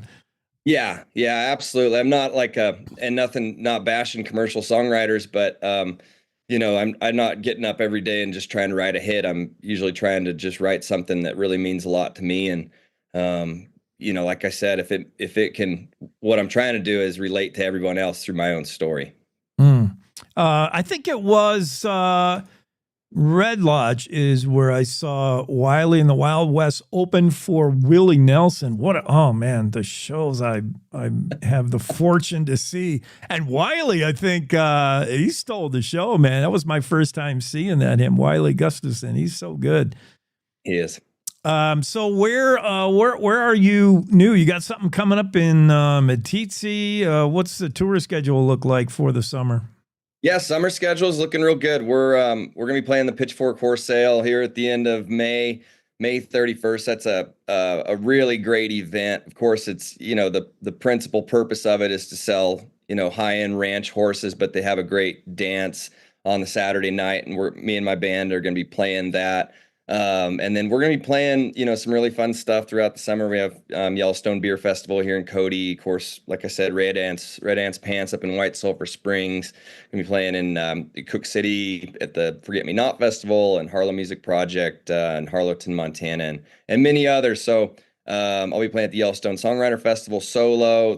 This will be my 9th year doing that and also emceeing that festival. So it's gonna be a busy summer. It was a pretty, I wouldn't say it was slow in terms of what I was, what to do in all winter, because a lot of times for us, we're pretty busy in the winter, but it's all behind the scenes. We went down and cut a record in Austin, and so I've got a new record. So all the songs I put out, Goodbye BYU and Had to Go There this spring, but those songs were recorded, over 6 months ago. And so the new record that we recorded in February, those songs will start to come out in June. So lots of releases. I'm going to try and do 6-7 single releases over the next, 7-8 months. So it's going to be a busy, next half of the year for me and for the rest of my crew too.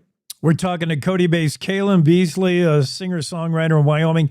Wyoming's not a hotbed for musicians. I mean, there's Chris Ledoux, Ian Munsick, kind of. I mean, it's not. So what is the end goal? What's the dream, Kalen? I mean, just make music and make people happy in the state, then maybe go, regional, and then, I don't know, where are you headed? Yeah, that's it.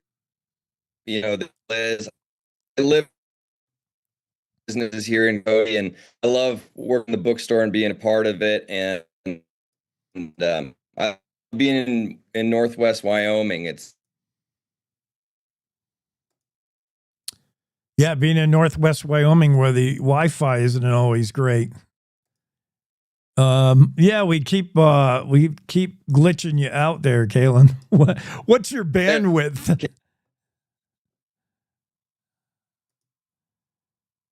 Yeah, he's experiencing technical difficulties is the splash screen we'll put up. That's good old Park County Wi-Fi, maybe. Well, it was good chatting while it lasted. Sometimes fatherhood. Wyoming is the cowboy state. From corner to corner, there are so many stories to be told, and more cowboys and cowgirls are turning to the Cowboy State Daily News team to keep them in touch with what's happening both locally and in other parts of Wyoming. I'm Riley Strand, videographer and production assistant for Cowboy State Daily Video News. We're proud to bring the most important stories to our viewers every day. The stories that start conversations, the stories that make us laugh, the stories that make us think. Our experienced journalists at Cowboy State Daily are crisscrossing the state every day, talking to those who know the news best. Every day, host Wendy Core and I talk to the reporters who are covering the topics, issues, and people that are important to Wyomingites. And in our daily newscast, we bring you those stories. Tune into the Cowboy State Daily video newscast every morning, only on cowboystatedaily.com. You're listening to the Cowboy State Daily Radio Network.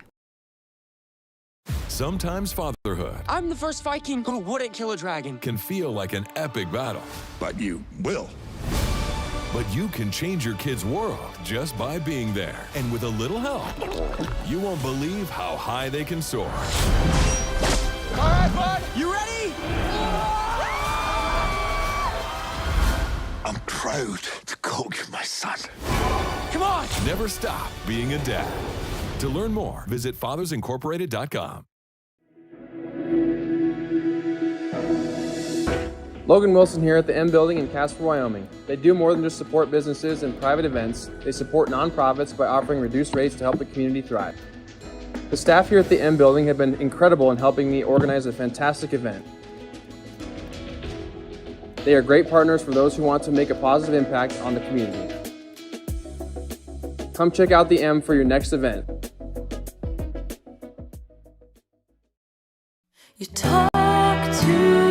In every family, small conversations can make a big impact. I grew up on tour with my parents. Kind of different, but we bonded over music just like other families do over sports, camping, or other interests. And we talked. Little everyday conversations from silly to serious that built a foundation over time. Honest conversations, like when my dad shared his experiences as an alcoholic. Your honesty about that part of your life gave me a sense of integrity that I wanted to uphold in my own life. And I was so grateful that you and Mom had become these sober, stable people who were always there for me. I wanted you to know from someone who's been in recovery more than 30 years now that hard work is what creates success, not alcohol or other drugs, whether it's music or anything else. I said it a lot, and I'm glad you took it to heart. Talk, they hear you. For more information about talking with your kids about underage use of alcohol and other drugs, visit underagedrinking.samhsa.gov. Cowboy State Daily special Memorial Day show continues as we get back to the Zoom room and more interviews. You're going to enjoy this one. Olympic star snowboarder Jalen Koff up next. Jalen, letting the knees take the abuse. I don't know how you do it. I still don't know. But I know how you started doing it. This, by the way, in the Zoom room, for those of you that are watching, if you're on radio, you'll just have to take my word for it. That's Jalen Koff. She's something in the world of freestyle skiing, mogul skiing, Olympic silver medalist. She made history last month when she swept all 3 World Cup events in mogul skiing. Also won a gold in dual moguls at the World Championships. And she's got a silver at the Olympics. Your trophy case is getting bigger, Jalen. Where does it stop? Nowhere. Yeah, I'm trying to find more and more room on the shelves for these things, I guess. But not a bad problem to have. I'm not complaining. Right. And then I know you've had your sights set on gold for 2026, next year Olympics, and it might be, you said, your last, because this sport, I don't know how you do it. A lot of folks age out at age 30. You're going to be 29 by next year. That's not old by any means for most people, but what you do is punishing. How you holding up? You feeling good? Yeah, knock on wood, the body's feeling good, still feeling really healthy. And I think I showed this year pretty well of, 28 doesn't have to be old in the sport, and I still feel really strong and really healthy. And yeah, next year is super exciting. We have 2 events with dual moguls coming to the Olympics, so a chance at 2 medals, which is super exciting for all of us. Nice. I can't wait to watch that. A big reason, other than she's world famous, to have Jalen Koff on the show is she's one of Wyoming's own. You grew up skiing a bunch at Grand Targhee and Alta. A lot of us know that. Most of us will stick to the easy runs, but if you ever see this hotshot skiing a double black diamond mogul section and she's showing off and whatnot, she's, by the way, she's a local, yes, but she's also a 2-time Olympic skier. So don't feel bad when she smokes by you on one of your runs at Targhee. You got started. I mean, skiing was always going to be your thing. It's DNA. Your moms and dads, Scott and Patty, they're competitive freestyle skiers. But it was your brother that pushed you to ski the bumps. Just keeping up with Skylar, yeah, keeping up with your brother is how you really learned to ski moguls. Yeah, it was. I mean, my brother, yeah, just chasing him around the hill and moguls, he just got me into the sport to begin with, but also just really showed me that like love for the sport. He loves skiing more than I've ever seen anyone love skiing before. And that was life just growing up, chasing him around the mountain and trying to keep up with him best that I could. That was your life coming up in Alta at Grand Targhee. What's your life like now? I mean, you're Olympic you're so busy. You're traveling the world. Your passport's all kinds of stamped up. What on like a day-to-day basis? What are you doing? Just always skiing? You're in the gym, I bet. I mean, what do you do now?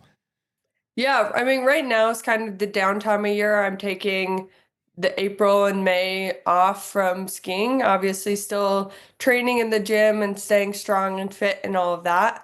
But as far as any team training on snow activities, I need a little bit of a physical and mental break from that. And so yeah, right now I have a bunch of house projects to do. I have school. I have some finals this week that I'm working on. So yeah, still stay busy enough. Take us back to what it's like being in the Olympics. Now, your first time at Olympics, it was weird. It was COVID, so it's hard to, figure out like, was that a real Olympics? You were the young rookie of the year hotshot. You were all anyone was talking about when we're talking about Beijing. You were ranked number 1 in what you do, but it wasn't your Olympics, at least not then. As it was later, but take us back to that very first time. What was it? Do you feel maybe you couldn't do your best? I don't know. What happened the first Olympics time around? What was that experience like? I bet it was kind of nervous. Yeah, I mean, it was all of the emotions of, you qualify for your first Olympics. That's a huge dream come true. And getting to go with a bunch of my closest friends, and we were just doing everything we could to take in as much as possible, running around the village, having so much fun. And yeah, like you said, I was wearing bib number 1. I was ranked number 1 going into that event. I was definitely expecting myself to win, if not be on the podium. And there's maybe external pressure on me, but more pressure from myself than anyone else. Because I knew that I was capable of that. And I mean, that's a lot for anyone's first Olympics, for any Olympics generally, to hold that kind of pressure. And I knew I could win, and my game plan for the day was a bit of just making it to the next round because we have so many different qualifying rounds. There's the qualifying to get into the top 20 and then get into the top 12 and then get into the top 6. And I felt like my run in the round of 12 was good enough to get me into the super finals round of 6, but I didn't leave it all out there, as I was kind of hoping for that last medal round, and I ended up 7th, and it was absolutely heartbreaking. I didn't get that final run. I didn't even get a shot to ski for the for the medal rounds, which is yeah, devastating. And then you got to wait 4 years until you can do it again, at least with Winter Olympics. But much better last time around, if not for that French skier, Bryn Lafont. And are you guys good friends? She's pretty darn good. She took the gold last time around. You got silver. Your own teammate, Tess Johnson, pretty good. How are the relationships? How does everybody get along? Yeah, I think everyone on World Cup is pretty close. We're spending with our team and these other teams so much of the year traveling, training together, competing. We see each other all winter long, and everyone gets along really well. I would say we're friends, if not just friendly, with everyone on World Cup. We're all part of this little traveling community. So I've heard you say that your style, at least your jam, your skill set, you're better suited for speed. You like to go fast. In moguls, give us an idea for folks who don't know. Speed is important, but there's style, there's big air. I heard you say I switched up my air package a bit. So there's like, your tricks are important, stuff you do, but yeah, if you had it to do, I think you want not a hero's course, but you want a tough course that challenges you, and you love to go fast. I mean, what's that like? What kind of skier are you? Yeah, I do. So for those that don't know, our event takes 60% turns, 20% air, and 20% speed. And I would say, yeah, I've always been a really strong skier. I grew up at Grand Targhee where there weren't moguls. We didn't have a course or jumps. It was just bopping around the mountain, chasing my brother around, just skiing the mountain. And so for the start of my mogul career, it was just skiing, just training on the mountain. And I think that has translated into the skier that I am now, the competitor that I am. I'm a really strong skier, and I've put a lot of work into the jumps as well to get to be a lot better and be really competitive in that field. But the skiing and the speed has definitely always been my strength. We're talking to Olympic skier Jalen Cuff, competes in moguls, freestyle ski. What do they call it? Is it? Yeah, freestyle moguls. Freestyle moguls. Been to the Olympics twice. She's going to go again next year. It might be the last one. We're going for gold. There's a ski run named for you at Grand Targhee. Have you skied it? I'm sure. Yeah, I have. That's pretty cool. Yeah, she's got her own ski run at Grand Targhee. There's a Jalen Koff Day, April 10th. Wyoming Governor Mark Gordon promptly declared April 10th as Jalen Koff Day. So that just passed. The Silver J is the ski run. What's your favorite lift at Targhee? Well, I think now I have to go Coulter since it has Silver J right under it. Right. Well, we love, obviously, that you represent country, but you also represent Wyoming. Whenever you see Jalen Koff at the Olympics or wherever she's skiing, you'll see her on the helmet, Grand Targhee on the front. She never forgot what has taught her to ski. Tell us about what means the back of your helmet. You got a message, deliver the love. What's that about?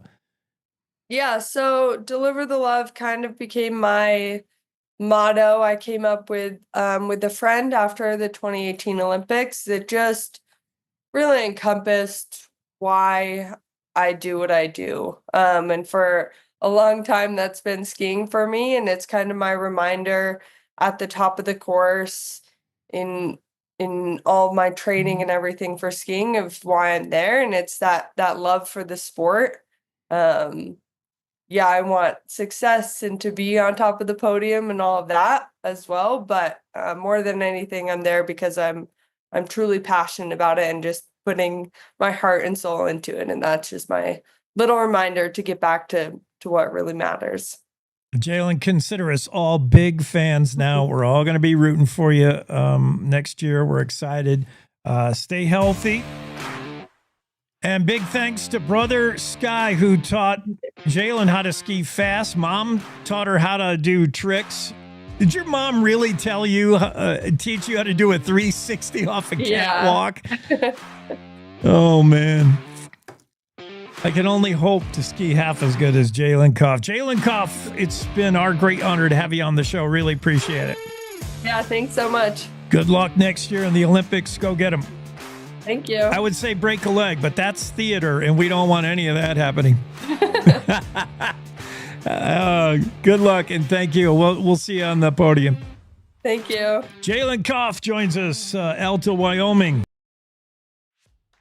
Cowboy State Daily Morning Show with Jake.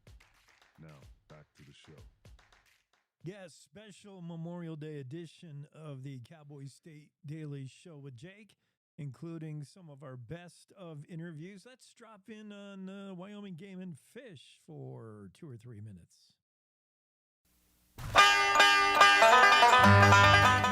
A strategy to increase harvest of elk in some parts of Wyoming is looking like a successful one.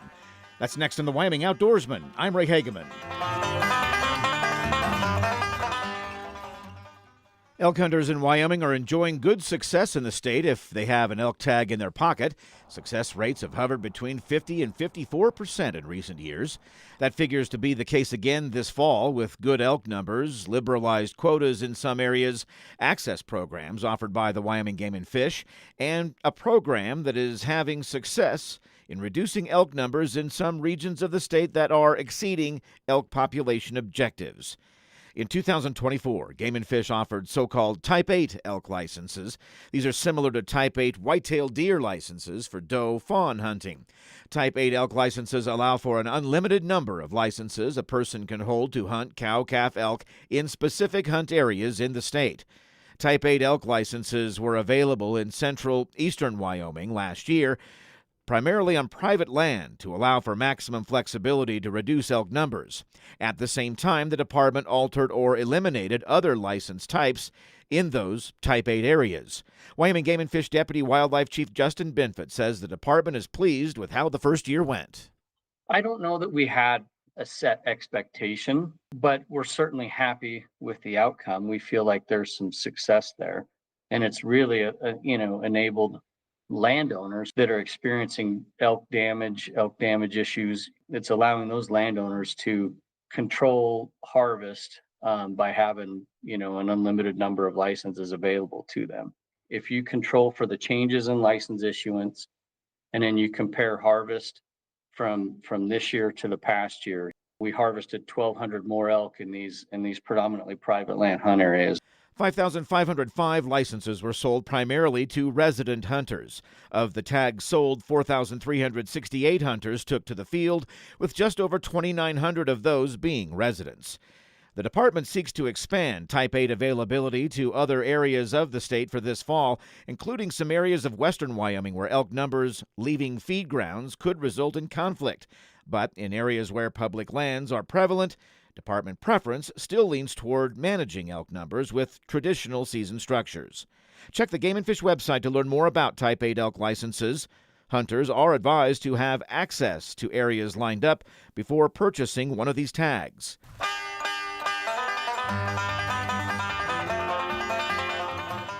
This has been the Wyoming Outdoorsman. I'm Ray Hageman. This is the Cowboy State Daily Morning Show with Jake. This day in history, it's May 26th. The Corps of Discovery, Lewis and Clark, first laid eyes on the Rocky Mountain. This day in 1805. This day, 1864, Montana Territory was established. Wyoming was part of it at the time. In 1882, the Cheyenne Opera House opened in, of course, Cheyenne. 1882 as well, Frank Collins Emerson was born in Saginaw, Michigan. He would become the state engineer in 1919 and later governor in 1927, where he would die in office in 1931. In 1891, Benjamin Staunton of Douglas received a patent for the rotary index and photograph album this day. On May 26, 1921, Eddie Rickenbacker crashed his mail plane near Cheyenne, an event that was noted by Cowboy State Daily Dale Killingback in an interesting story, if you look that up.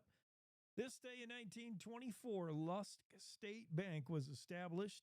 And this day in 1983, the Wyoming State Penitentiary District in Rawlins was added to the National Registry of Historic Places. And on May 26, 2001, the Lawrence Rockefeller donated his Wyoming ranch to the National Parks System. All these things happen on this day in history on the Cowboy State Daily Show, a special Memorial Day edition. And we wish you and yours an enjoyable, safe Memorial Day. Attend a parade if you get a chance. Maybe hit a ceremony or two. Head to the cemetery. Remember what this day is truly about. And of course, get your barbecue on at some point on this day. We're going to take a break at the top of the hour. When we come back after top of the hour news, we'll dig into 3 more of our favorite interviews from recent history. It's all coming up. More on the Cowboy State Daily Show with Jake.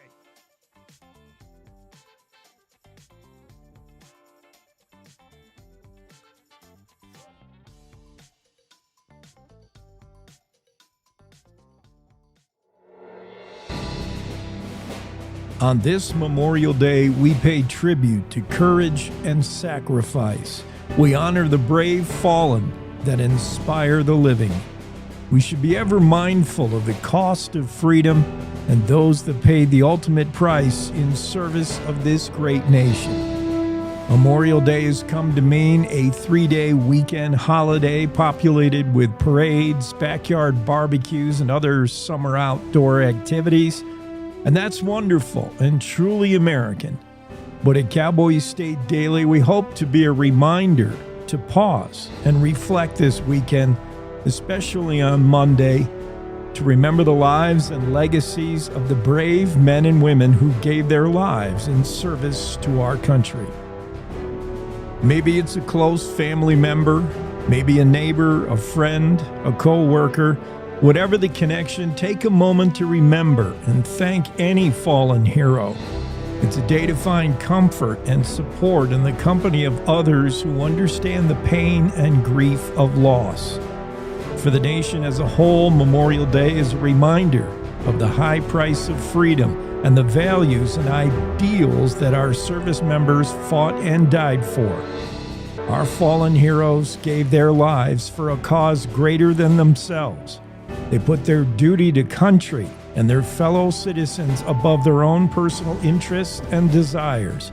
Their sacrifice reminds us freedom is never free, and we must be willing always to defend it at all costs. Another value that Memorial Day embodies is courage. Our fallen heroes demonstrated incredible bravery and fortitude in the face of danger and adversity. They faced unimaginable challenges and hardships, often in the most difficult and dangerous circumstances.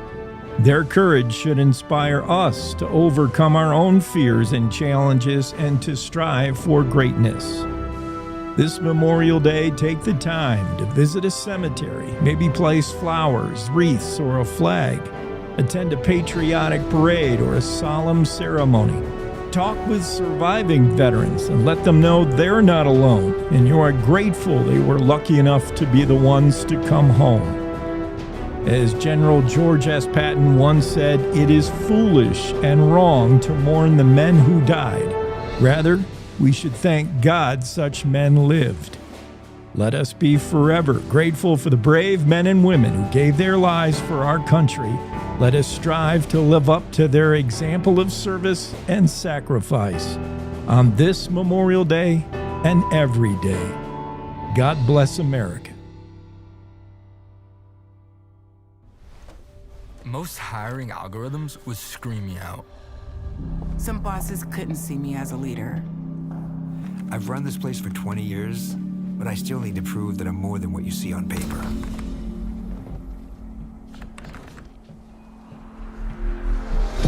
I've been running code as long as I've been able to reach a keyboard. This is what I do. It's second nature for me, coordinating 100 details at once. It's the way my mind works. I have a very mechanical brain. I sold them on my skills. You gotta be so good they can't ignore you. My magic is analytics and empathy. That's how I gain clients. You have to have the confidence in yourself to show up and defy the odds. I'm more than who I am on paper. I never got a college degree. And today, I'm the CEO of my own company.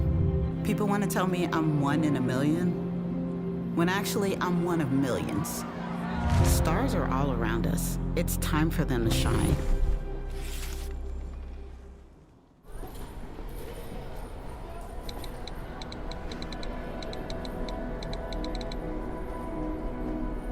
Some people judge a book by its cover, and if you're not what people are looking for, you're kind of like a reject.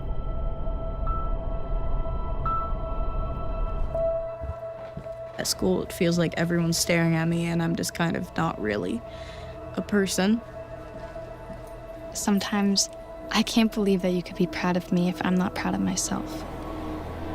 It just was hard today. Nobody was listening to me. Think of our best times together. Let's do more of that. Try to understand me more, and I'll try to do the same. Listening is a form of love. Find ways to support your kids at soundidouttogether.org. How do you know when you've made the right decision? It's the feeling you get in your gut. The one that tells you what's right or wrong. It's the one that says, sure, I can have a drink. Or the feeling that says, okay, I've been drinking. Now what?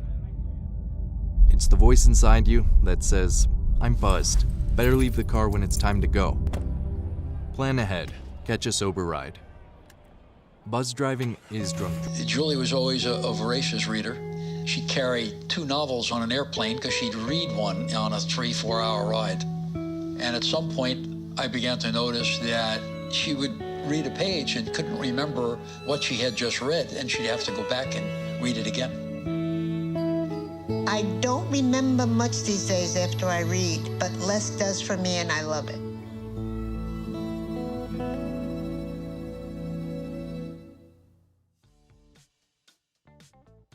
Our special Memorial Day replay of our favorite interviews continues on this Memorial Day Monday.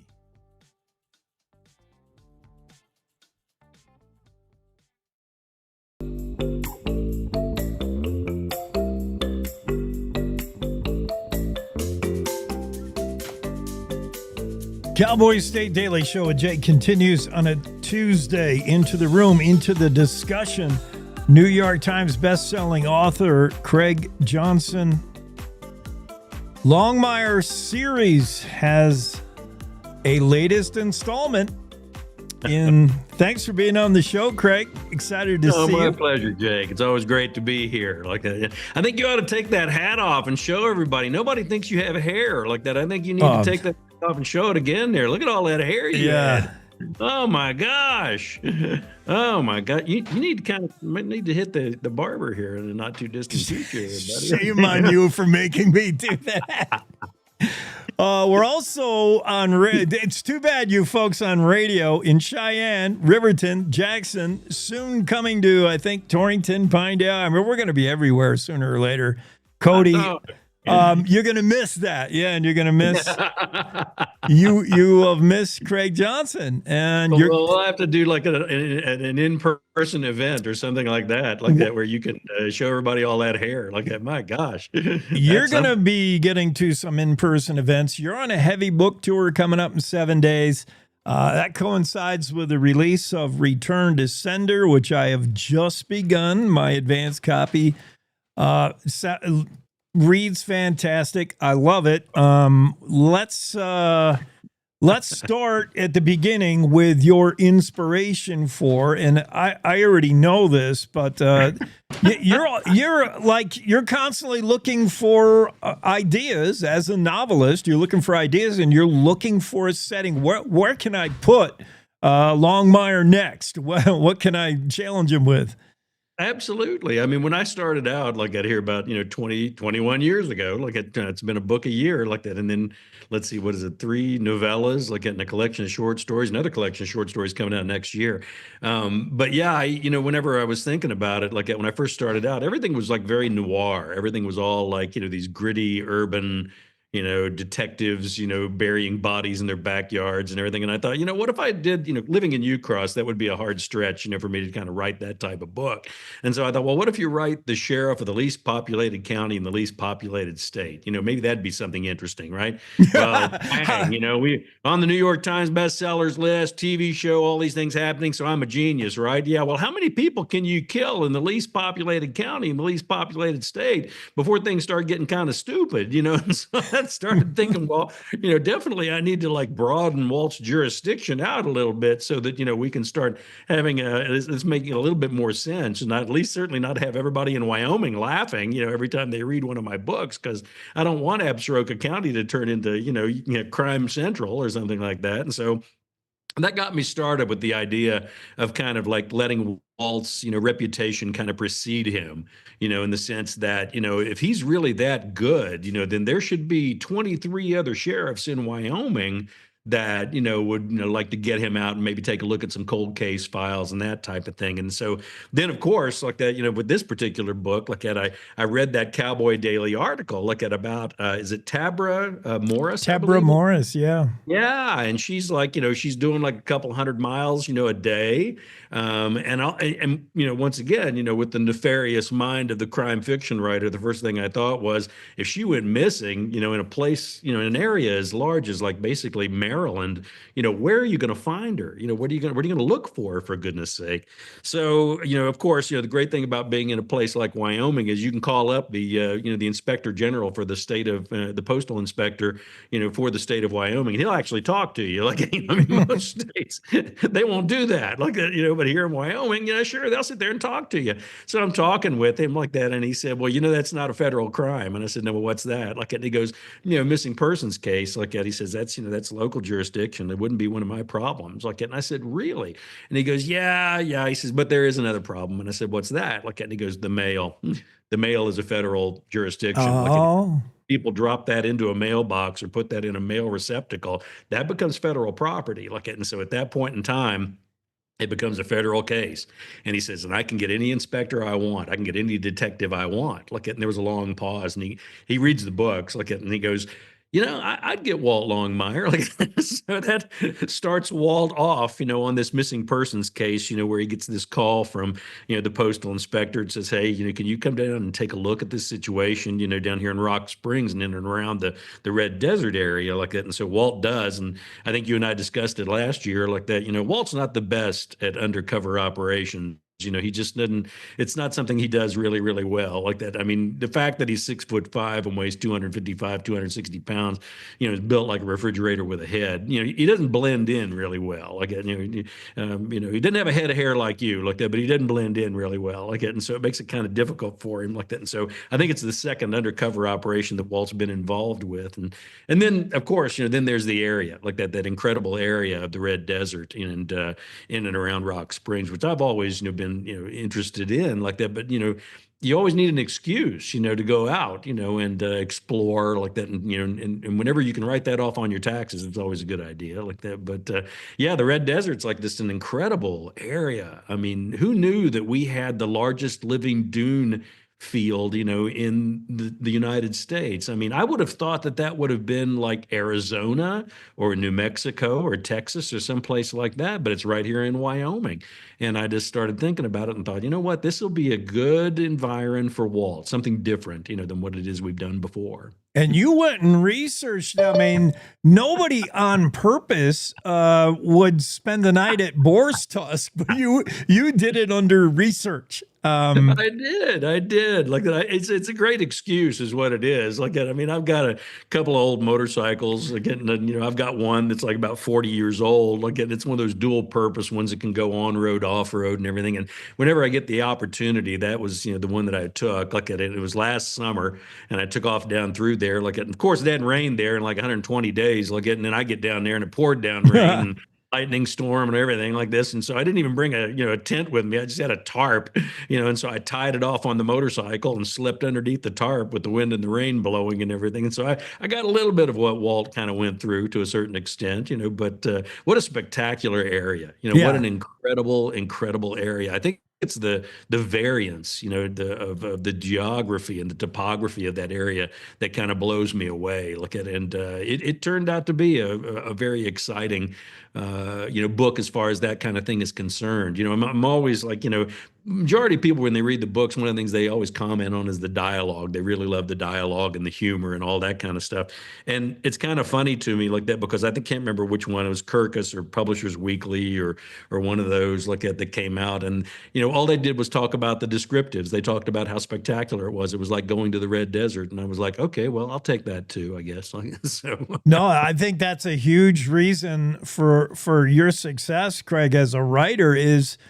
You're not sequestered in your house where we see you now in front of a keyboard. Like you got out to get a feel for the Red Desert. You get out to the diner, the cafe to get a feel for dialogue and how people talk. You have an ear for that, an eye for that, and you're able to put it down on the page.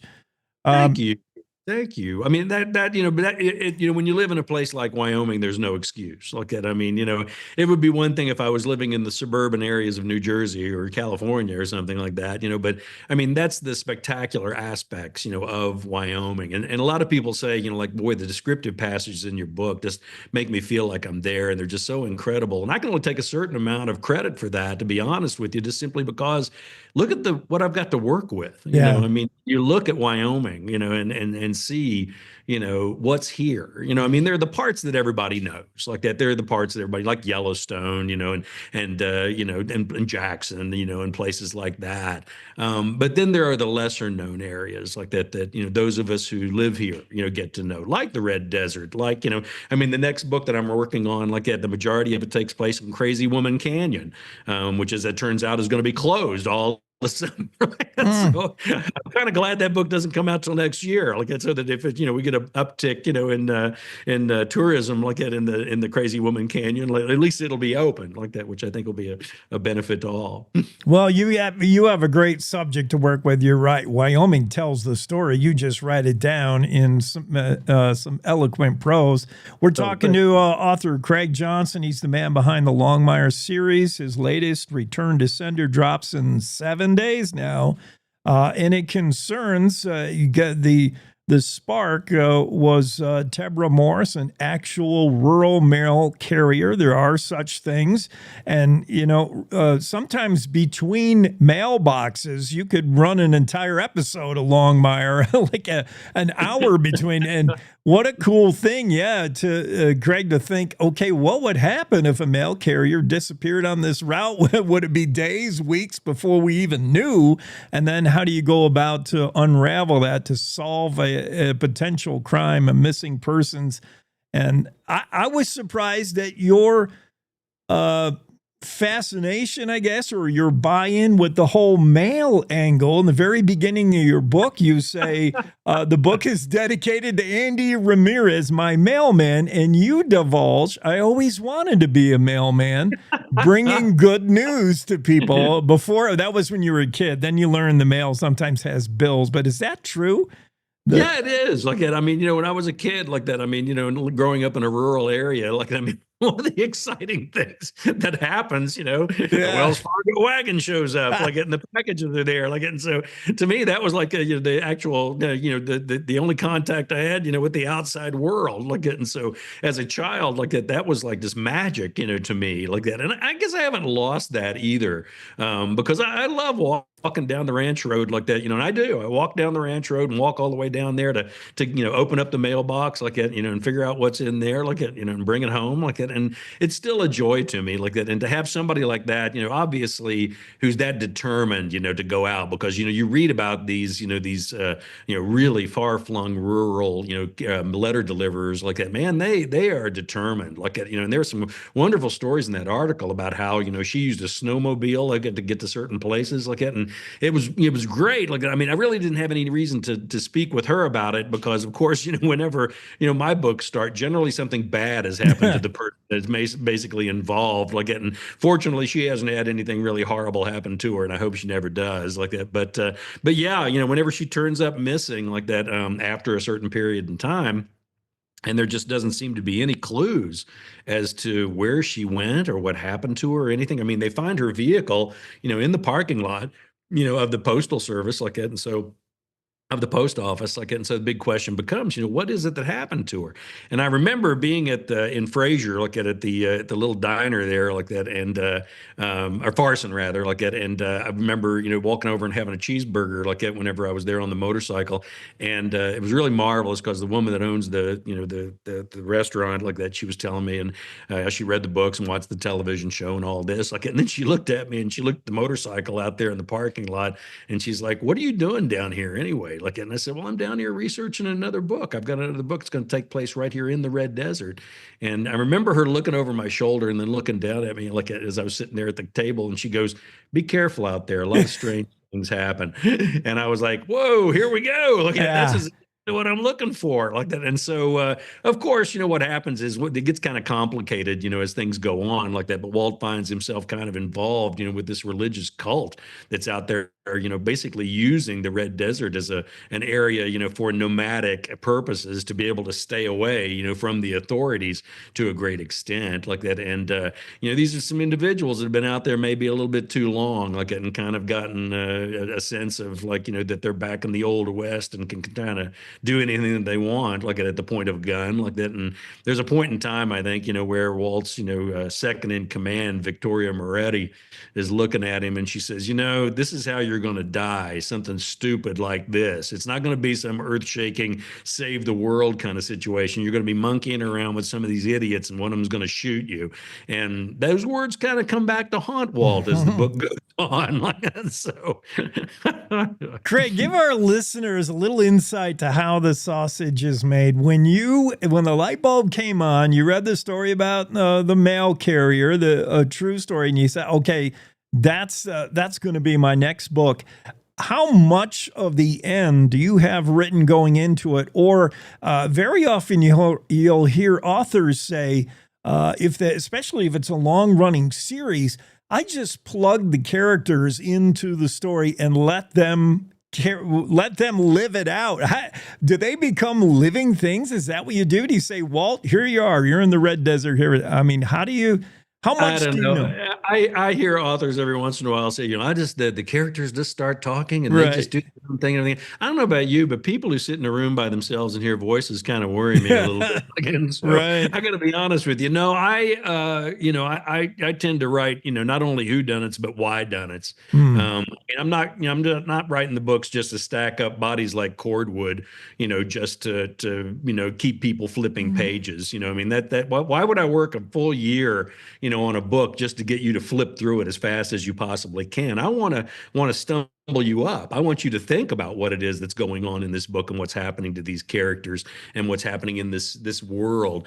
And so for me, like, it's kind of important to know, who did it, why did it, how done it, all of those things like that before I get started. Generally there's a social commentary that goes along with the books. And so I need to have answers to all those questions before I sit down and get started on that book. And then, of course, then there's like the aspect that I started off with relatively early on, which is kind of a home and away, kind of situation. Whenever I was talking about how many people you can kill in the least populated county and least populated state before it gets kind of stupid. One of the things that like makes it work is that I can get Walt out of Absaroka County and get him involved in cases, that are in other places, like whether it be other places here in Wyoming or over in South Dakota, down in Colorado, up in Montana, wherever those places might happen to be. And, this one, just really, hit me hard. Like I'd done a couple of my prequel books, like at First Frost, like at last year's book took place in 1964 with Walt on Route 66 on his way, to Paris Island, like on his way to Vietnam, like Henry II to Fort Polk. And then the novella that I put out, last year too in November, Tooth and Claw. That one takes place, up in Alaska in 1971, and these were both, ones books that I was dying to write, like and wanting to get out there. But you also have to remember, like that a lot of the attention and a lot of the draw to the series, like it has been in Absaroka County, where we have all of those those familiar characters that people have come to know and enjoy, like that, whether it be Lucian Connolly, Walt's old boss, like that, who's retired now, the previous sheriff of Absaroka County, or Ruby, his dispatcher, like that, or all of the characters, Santiago Cesar Batoria, the Basque deputy, and everything about that community that kind of makes a draw. And so I figured, it was probably time to get back in the modern era. Like, and even if I didn't get back into Absaroka County, if I was down, in the Red Desert, there was going to be fallout, and of course, one of the major fallouts that's in the book right now is that we've had a change of governor in my books, like that. And so there's a new governor, Robert Lang, like that. And one of the things he's got cooked up is that he's thinking about making Katie Longmire the new attorney general for the state of Wyoming, like that. And so there's a reception in Cheyenne. I mean, just because you're involved in an investigation doesn't mean you don't have familial obligations, like that. And so Walt has to drive all the way across on I-80, like that, and get to Cheyenne, which we've all done here in Wyoming, and gets there like that and has a meeting, at this reception, with this upcoming governor, and the governor's talking to him, and he says, "Well, I'm thinking about making your daughter the new attorney general for the state of Wyoming, like at the highest, position law enforcement official in the state. Do you think, that you and your daughter, you think you can take orders from your daughter?" And of course, Walt's response to that is, "I've been doing that since she was 2 years old." It makes you think that things have changed any, like that. And he kind of makes this kind of under the radar deal with Walt, where he says, "Look, here's the deal. I want to give her this position, but I just don't know if she can do it if she's being undermined, by a presence such as yourself, as one of the sheriffs here in Wyoming. And so I want you to think about maybe retiring like that. And then I'll consider maybe making your daughter the attorney general." So it's this real kind of shady deal, and then the big question becomes, okay, well, does Walt tell his daughter about this? Like that, does he keep that under the wraps? Like that, is he actually considering retiring, or is this something that he's not willing to do? So it'll be interesting to see how some of these subplots also play out in the book. Craig Johnson, best-selling author behind the Longmire series that nobody wants to see end, even though Craig may be writing himself into a box here. The body count alone from Walt Longmire would be a good reason why Wyoming's population never seems to increase very much beyond 580,000. One more thing. My favorite character is an underdog carrier, literally, emphasis on dog. Dog in the book is actually a real dog, Max the dog. Give him a shout out. Like that, whenever I was like thinking about, how I was going to compose these books and what I was going to do, like that, I had this, this individual, like this armed individual, whenever you live in Wyoming, you're going to do a certain amount of driving, like it, and Walt might be alone to a certain extent too, like it. And then the question becomes, well, I can have an armed man, driving around Wyoming talking to himself, or I can have him talk to somebody else. Like, and I thought, what would be handy is like probably a dog. And so, in the very first book, The Cold Dish, Walt inherits this dog like that, who's, he's a monster like that. And so, he gets to know this dog, and the dog gets to know him really, really well like that. And it's always funny because after a certain point in time, when you're writing a series of books, you get, two different types of, at least I get two different types of emails. One is you beat up on Walt too much in the last book. You need to take it easy on him on the next book. Like, and then the other one was not enough of my favorite character, insert name here, whether it's Henry Standing Bear, whether it's Vic Moretti, Lucian Connolly, like, all these different characters. And I knew I'd reached a certain point in my writing career when I started getting fan mail that said, there really wasn't enough dog in the last book. So I made a concentrated effort to make sure that there was enough dog in this book. And it made for a different type of book too, like that, because it was Walt and the dog an awful lot of the time, like that. And they have a pretty humorous kind of relationship that kind of seems to work pretty well. You bet. One last thing. So you're heading out on the book tour. May 27th, book drops. Everybody get it now. Advanced order, whatever you got to do. Return to Sender, the latest in the Longmire series. And you hit the road, 14 different states you're going through. What do you think about the book tour? Is that an obligation? Is it drudgery, or do you look forward to it?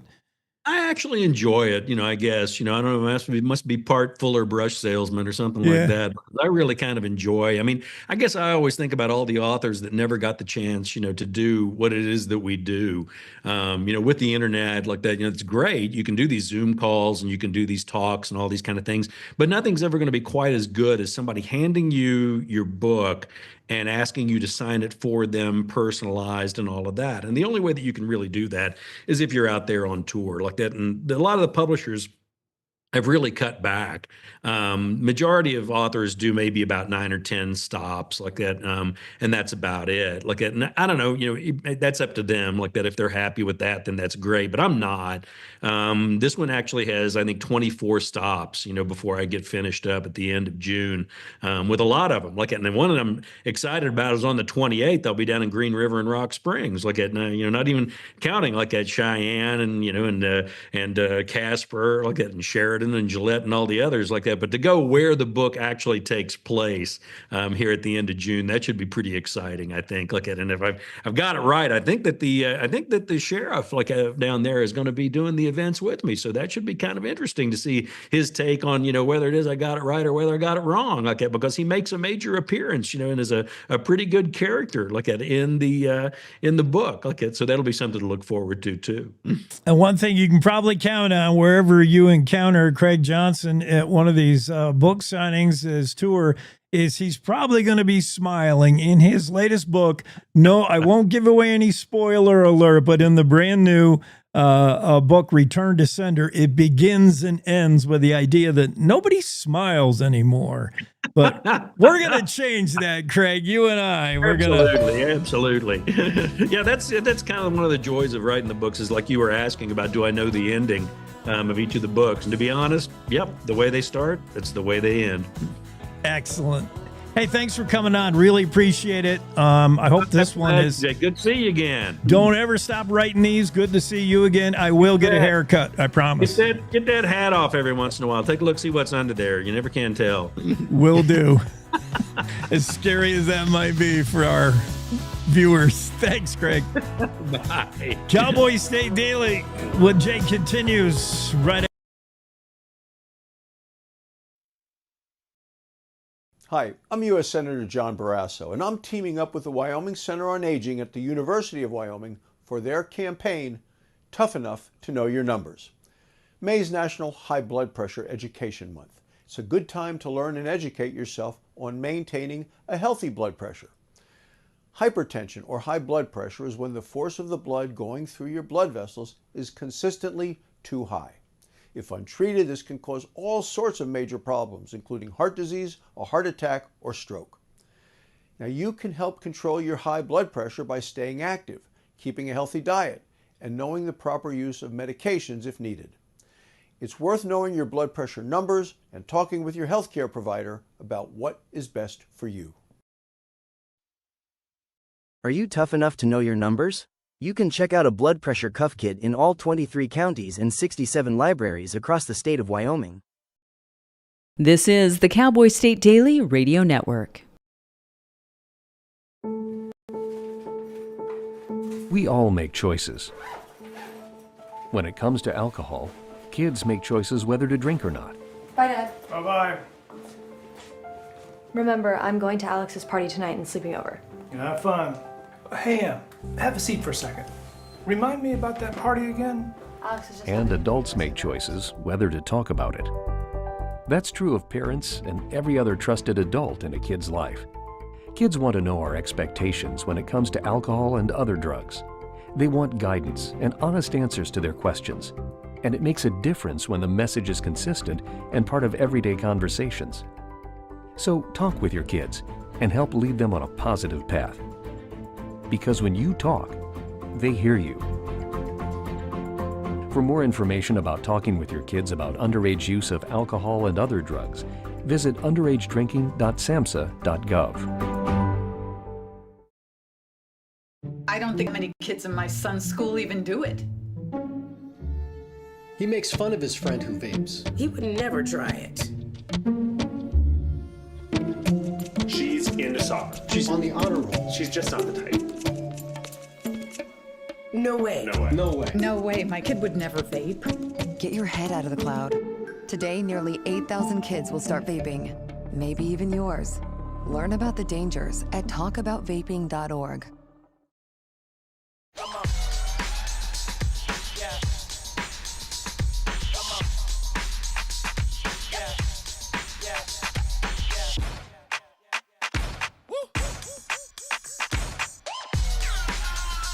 You're not going to get it all right.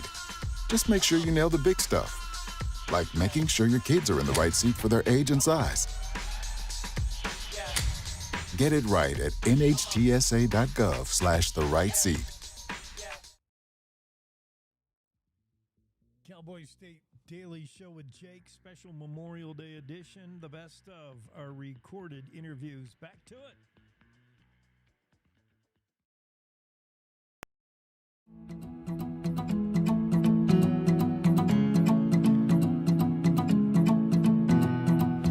Cowboy State Daily Show with Jake continues here in hour 2 on a Tuesday. And welcoming into the Zoom room, it's Brenda Sellers. We'll explain the visual in a moment, but first I want to introduce you to the pride of Prater Flats, Tennessee. It's Brenda Sellers, entrepreneur, author, businesswoman, philanthropist of the year, and talking about breaking the glass ceiling. Brenda was named Man of the Year by a magazine in the 1990s before they had the thought of, not everybody's a man. Duh. But it didn't matter to Brenda, man, woman, whatever the gender. Brenda's been around, let's say. More than 70 countries, climbed Mount Everest, and her book, You Slept Where? Recounts her many adventures worldwide. Brenda, we have to start with what the heck is going on your side of the Zoom? Well, thank you for having me today. And I said I'd be glad to log into your podcast, but I'm having my hair done. So I just think that shows you can have your hair done anywhere and just keep on going, even though you're on the road. I hear you. That's the first lesson we need to learn from Brenda. And we're going to learn a few life lessons, by the way. Lesson number 1 is, I don't know, what is the takeaway from this? That be prepared, be ready to jump, be ready to and don't let anything interfere with the game plan. You are a big planner, by the way. You're able to do things I can't, and that's a to-do list. And I guess it's super important. And it's funny because it doesn't seem to fit what I know of you, who another one of your big life advice is don't forget to laugh every day. So how can I be carefree and laughing and have to follow a list? It's important to have some goals written down, some lists. Yeah, that's for sure. Because if you write it down, you're more apt to get it done and achieve that goal. But then if you don't achieve it, then just laugh anyway. I got it. I think I'm coming around. Okay, so the book. Tell me why. Now, get us in behind the headline. You Slept Where? And the subhead is Calamities of a Clumsy Businesswoman. What's the inspiration for the title of this book? And take us in behind it a little bit into the pages. Okay, so the title comes from my dad. My dad's a farmer, and he could not believe that I stayed in an underwater hotel, an ice hotel, and a 59 Cadillac convertible. And he just could not believe I did that. And it was his voice, You Slept Where? He could not believe that I did all those crazy things.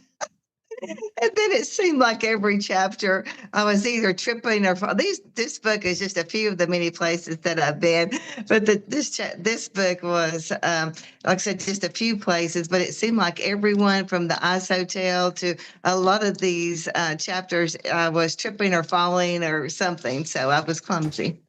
Oh, I didn't. Okay, so you added that. I didn't know that. And not that matters, but it's good to know that a list maker like you is also human. Sometimes you trip over the list. Right. Sometimes you don't check the box off. But you talk about travel. You've been to some incredible places. I've seen online those underwater hotels. They look so cool. What is important about, and I've heard this You see memes where you're encouraged. You say you may regret momentarily the money you spent on that trip, but you'll never forget having taken it. And the perspective you gain by seeing a different country and a different culture is so huge. What are the benefits of traveling? Well, I think it gets you out of your comfort zone for number one, and you learn patience and you learn how different people live. So that in itself has been worthwhile. And then because I'm a photographer, I photograph everything. So I have 1,166 photo albums, a pending Guinness World Record that I can go back and relive all those trips that I've taken. Wow. Holy cow. Where do you store all that? You must have some hard drive space. Yes, well, if you look at my website, they're all actually in photo albums. In my house, I have 2 rooms that's dedicated to my photo albums, and you can see them on my website, www.brendaprater, and you can see in every chapter in the book has its own index, and you can see all the pictures from the underwater hotel, and you can see all those photo albums that I have. Yeah. One room. You want to talk about somebody who has mastered socials. I'm just, trying to get my Facebook up to date, but Brenda Sellers is everywhere. We're talking to Brenda Prater Sellers. She's on the Facebook, LinkedIn, Instagram, YouTube, TikTok. I mean, you name it, she's out there, and you can see and share what she's done. But in fact, let's do that. Take me to... Give me a couple of examples of things you've seen, whether bizarre, whether fantastical, or just crash and burn, things you've seen in your travel experience. Give us a couple of examples of this stuff that's still in your memory. Okay, so, well, if you go to the Ice Hotel chapter, you can look and see how they have all the ice sculptures. You can see the ice bed that I slept in. And even amazing, Jake, you could see they have a chandelier and it changes color and it's all made of ice. So that was pretty wild. That was wild. And then the underwater hotel, you are 30 feet under the water, and that was pretty amazing too. But once you come up from under the water, you can actually breathe, and being under the water was really cool too. So I bet you probably, what if you call room service at the ice hotel, sleeping in your ice bed, and say, I need an electric blanket. I'm feeling a little chilly. It would defeat the whole purpose. I would imagine you'd be sleeping in a puddle before long. Yeah. I mean, the lesson. Well, they didn't. Yeah, they did not have electric blankets. Oh yeah. They wouldn't even go there. Go ahead.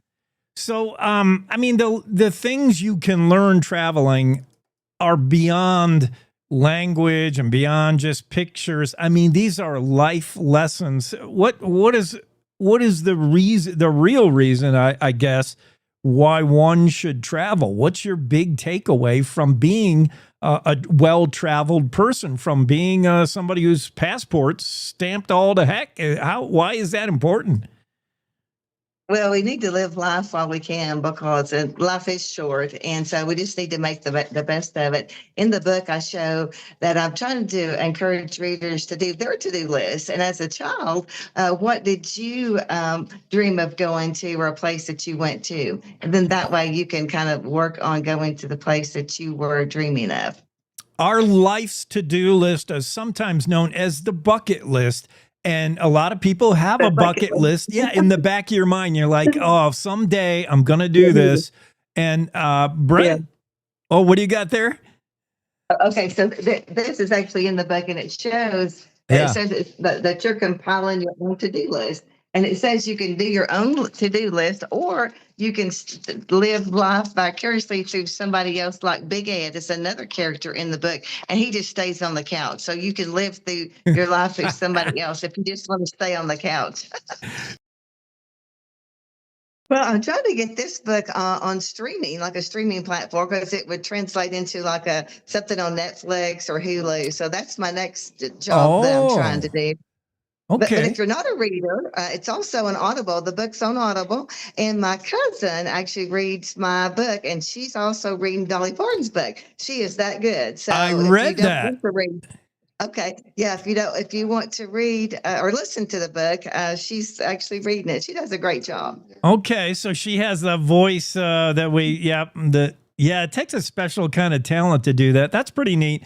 You Slept Where Calamities of a Clumsy Businesswoman is Brenda Sellers. She's the author behind it, and it was our pleasure talking to you. And I'm gonna adhere to your advice. We're gonna have some laughs today, and I'm gonna live today like there is no tomorrow. Well, because there may not be, so that's perfect. Yeah. Thank you, Brenda. I really appreciate your time being on and doing it while I'm glad you could squeeze this in the schedule. That's awesome. There's the book. There is the book right there. You Slept Where? And now we learned why, the title. Awesome. You have a great Tuesday. Okay, you too. Bye-bye. All right. Brenda Sellers joining the show. Want to stay in touch with what's happening around Wyoming? I'm Wendy Core, host of the Cowboy State Daily video newscast. From Mountain View to Upton, from Jackson to Cheyenne, our reporters are out there finding and telling the stories that matter. Every day, I talk to the talented journalists who are covering the topics, issues, and people that are important to Wyomingites. And in our daily newscast, I bring you their stories. Tune in to Cowboy State Daily video news every morning, only on CowboyStateDaily.com. You're listening to the Cowboy State Daily Radio Network. Who can you turn to for news you can trust? Your local TV and radio broadcasters. You trust us to keep you safe during times of crisis and to deliver the weather, sports, and entertainment you rely on every day. We bring you the facts you need to make decisions that matter. And as misinformation floods social media, you can trust your local stations to deliver the truth. Text TV to 52886 and tell Congress you rely on your local stations for trusted news. You handle the healthcare, we'll handle the marketing. In need of a spark for marketing your medical practice? Loom Studio provides creative and strategic healthcare marketing that illuminates the path to bigger and better experiences for your business and your patients. We specialize in branding and design, social media, website design, SEO and SEM, not to mention content creation, public and media relations, and marketing metrics to ensure you're getting results. If you're looking to increase your patient engagement and retention, enhance your community impact, and streamline your marketing efforts, our team is ready to help you achieve your goals. Contact us today and learn more at loomstudio.com.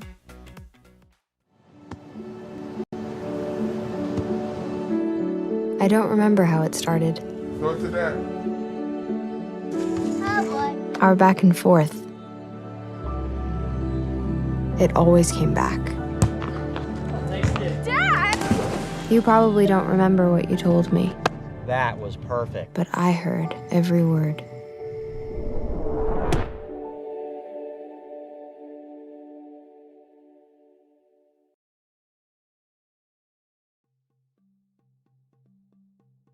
Cowboy State Daily's Memorial Day special best of interviews continues with this one with Dr. Michael Aziz. Doctor, it's so good to have you on. Fine, how are you? I'm good. Our weather guy is supposed to be on right now, but so we put him in the green room, and he is super popular. So you know how important we think you are when we tell our weather guy, take a back seat. Dr. Michael Aziz is with us, a premier anti-aging doctor with a mission to help people defeat disease, reverse aging, and live longer. He's got a Master of Science degree from Harvard. Maybe you've heard of that. This guy studied crystal growth kinetics. I don't even know what that is. And just to prove that this doctor is super smart. Major contributions in the field of applied physics, materials science. But what you're on the show about for us is you're going to help our listeners learn why we might be aging faster than we should be and dying younger than we should be. You've got one best-selling book and a brand new one out now that we're going to talk about. Doctor, I don't know. Where do we begin? Well, thank you so much for having me. So, yeah, we have the lowest lifespan in the Western world at 76 in the United States, and that's really sad. People in Monaco are living to age 90. People in Hong Kong are living to 88. Women in South Korea are going to be the first to live to age 90 in the next decade. France, they're 85. So it's really sad. We're not only dying young, but we're also have an epidemic of age-related diseases, and it's happening in the old and in the young at the same time. And it shouldn't be happening. And a lot of it, I'm guessing, and I'm not a doctor, but a lot of it, I think, is what we eat. Certainly in America. I mean, our diet, we eat a lot of foods, processed foods that have stuff in there that doesn't need to be in there. We hear about this Mediterranean diet supposed to be everything. Is a lot of it diet related?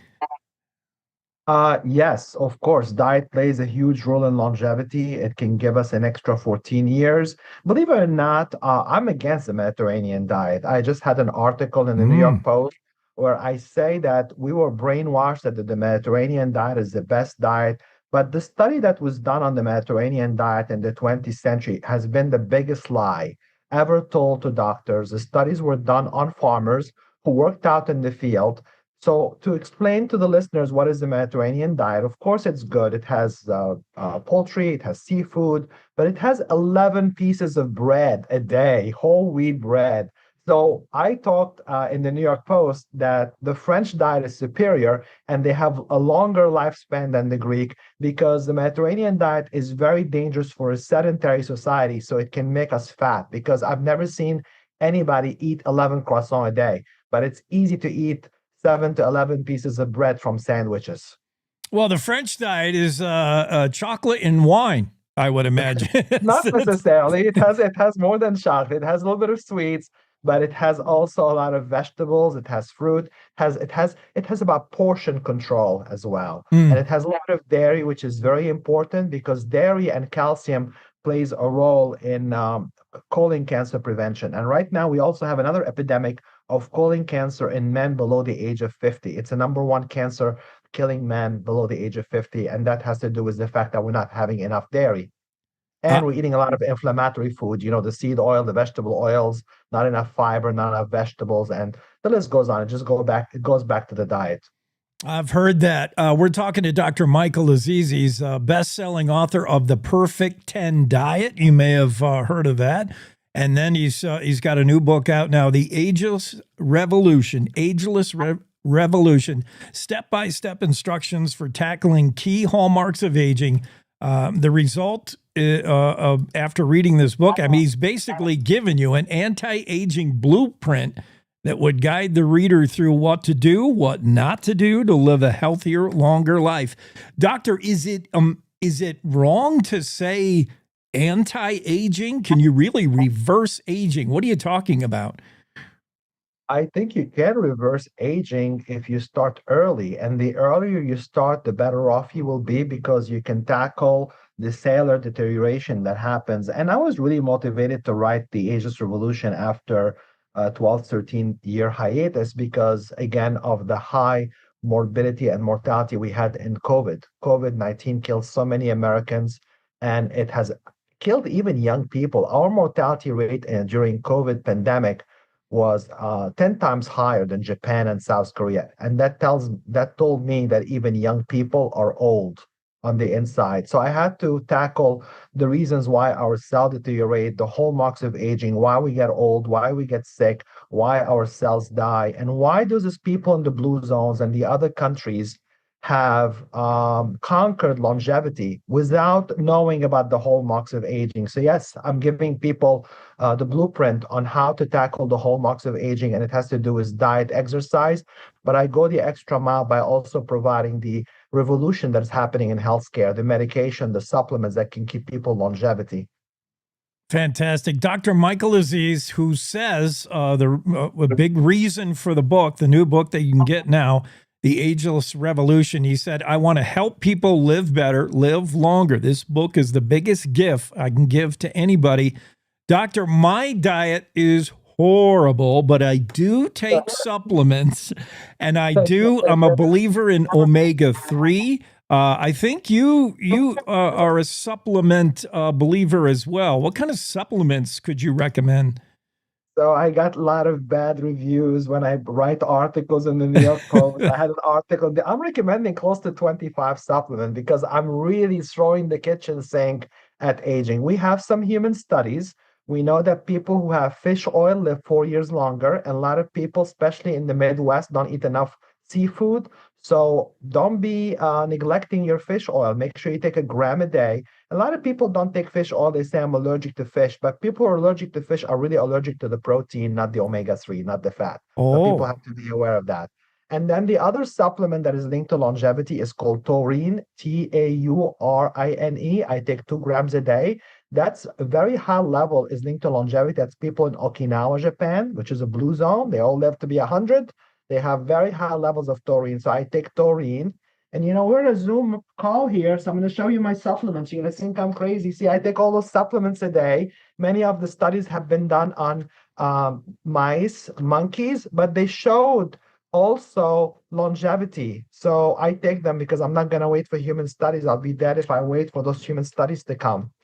You want proof? Dr. Michael Aziz, as you can see in the Zoom room, is 91 years old, and he does not look. Just, I've had work done, it's just not supplements. There's a lot of also advances in cosmetic surgery. So a lot of people, for example, when they think of anti-aging, women, oh, they think, we're going to get Botox and filler, but that's a camouflage. There are a lot of things that can increase collagen. So, taking hydrolyzed collagen 10 grams a day can give you better looking skin and younger looking skin. People who do microneedling, that's it's been, you saw the vampire facial, the Kardashians, all that stuff. Yeah. Microneedling with radio frequency. So I do that once in a while where I get my face punctured 1,000 times, and that makes you build collagen. So this way you can stay younger looking for a longer time because I just don't want to live long. I also want to look good.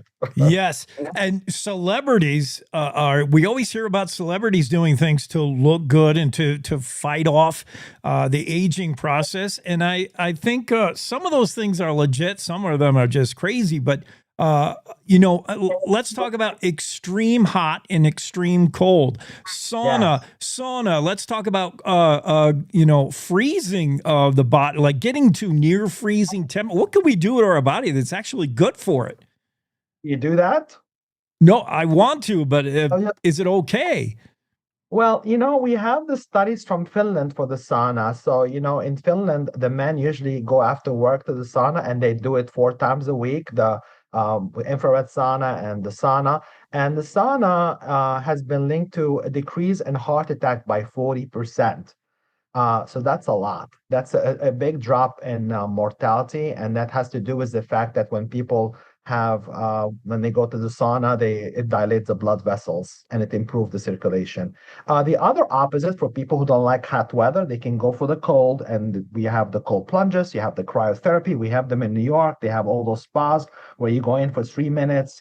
You put a beanie, you put some socks, and you go in for 3 minutes, and the temperature goes to a minus 170 degree. And that we don't have human studies on, but we know that there's a kind of fat we lose as we get older called brown fat. There's 3 types of fat: white fat, which is bad. People have that around their belly. We have brown fat, which is mostly in babies, between our scapula, which is in the back, and that secretes use factors. And it turned to be when we do the cold, it makes you make more of the brown fat that babies have. Babies don't shiver, so that secretes use factor. So that's how probably cryotherapy works.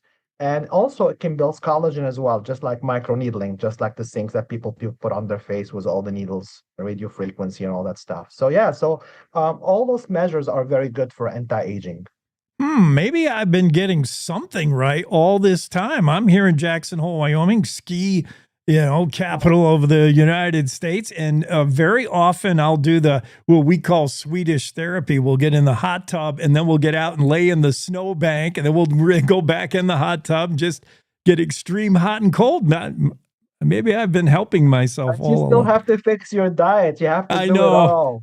I know. So make sure you avoid the seed oils, the vegetable oils, the fried food, the dye, the trans fat, the nitrites in bacon and sausage and hot dogs, because that's very popular now. People are also on keto and low carb and they eat a lot of bacon. And sometimes people judge their success by how many pounds they lost on their bathroom scale, on that keto diet, on that low carb diet. But they don't realize there's all those chemicals that they're shaving a few years of their life. So it's all about longevity. It's about eating clean, eating a balanced diet, eating a lot of superfoods, and supplements as insurance. And the extras, if you want to do the extra cryotherapy or sauna, that would be an extra bonus. You have to get rid of them. And how do you get rid of them? So one way to get rid of them is skipping breakfast. So on the weekend, you can just have a little bit of black tea in the morning and then have brunch and dinner. So the body's like saying, oh my God, what is that person doing? He's going to starve. So let's start to eat the dead cells, the old cells. So the body starts to eat the old cells, which are destructive. It starts to eat cancer cells. So there is less risk of cancer when you do caloric restriction. And the body starts to eat the old particles of the old cells as well. So it's rejuvenating. And I'm not a fan of like very severe caloric restriction where you don't eat for 2 days because you can lose muscle mass. So it's all about moderation. Just do brunch and dinner on the weekend. That's all you have to do. Fascinating. We've given you a lot of secret tips already on how to reverse the effects of aging. But you'll have to read the book to see the latest. Hear the rest. The Ageless Revolution. It's the latest book from this guy, Dr. Michael Aziz. Thanks for coming on, Doctor, and appreciate it. Thank you so much for having me, and I hope you do fix your diet. I hope I do. I'm inspired by you to do something. I'll come do a home visit to you, just especially for you. So thanks for having me. When he's in office, by the way, you can go visit him in Midtown Manhattan, I think. Still practicing there in New York? Yeah, at age 91. Thank you, Doctor. Don't make me older than what I am. But No. We're both going to live forever now. We're going to read the book. Thanks, man. Thanks. Dr. Michael Aziz. Yeah, his special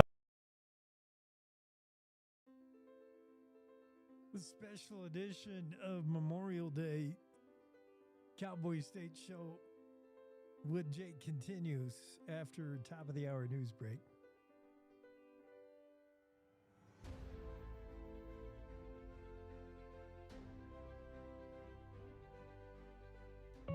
Julie was always a... On this Memorial Day, we pay tribute to courage and sacrifice. We honor the brave fallen that inspire the living. We should be ever mindful of the cost of freedom and those that paid the ultimate price in service of this great nation. Memorial Day has come to mean a 3-day weekend holiday populated with parades, backyard barbecues, and other summer outdoor activities. And that's wonderful and truly American. But at Cowboy State Daily, we hope to be a reminder to pause and reflect this weekend, especially on Monday, to remember the lives and legacies of the brave men and women who gave their lives in service to our country. Maybe it's a close family member, maybe a neighbor, a friend, a co-worker. Whatever the connection, take a moment to remember and thank any fallen hero. It's a day to find comfort and support in the company of others who understand the pain and grief of loss. For the nation as a whole, Memorial Day is a reminder of the high price of freedom and the values and ideals that our service members fought and died for. Our fallen heroes gave their lives for a cause greater than themselves. They put their duty to country and their fellow citizens above their own personal interests and desires. Their sacrifice reminds us freedom is never free, and we must be willing always to defend it at all costs. Another value that Memorial Day embodies is courage. Our fallen heroes demonstrated incredible bravery and fortitude in the face of danger and adversity. They faced unimaginable challenges and hardships, often in the most difficult and dangerous circumstances. Their courage should inspire us to overcome our own fears and challenges and to strive for greatness. This Memorial Day, take the time to visit a cemetery, maybe place flowers, wreaths, or a flag. Attend a patriotic parade or a solemn ceremony. Talk with surviving veterans and let them know they're not alone and you are grateful they were lucky enough to be the ones to come home. As General George S. Patton once said, it is foolish and wrong to mourn the men who died. Rather, we should thank God such men lived. Let us be forever grateful for the brave men and women who gave their lives for our country. Let us strive to live up to their example of service and sacrifice on this Memorial Day and every day. God bless America.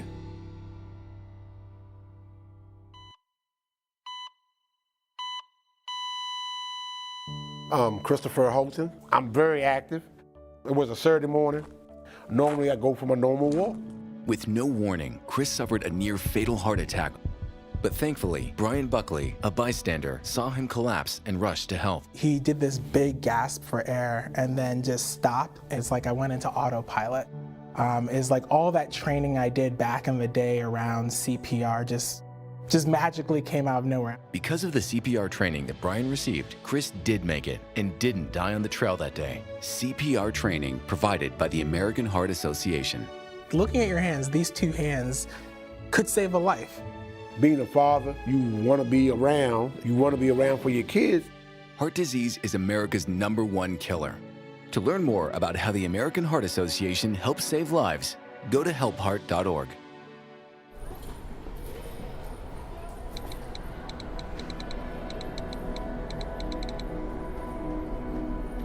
Some people judge a book by its cover, and if you're not what people are looking for, you're kind of like a reject.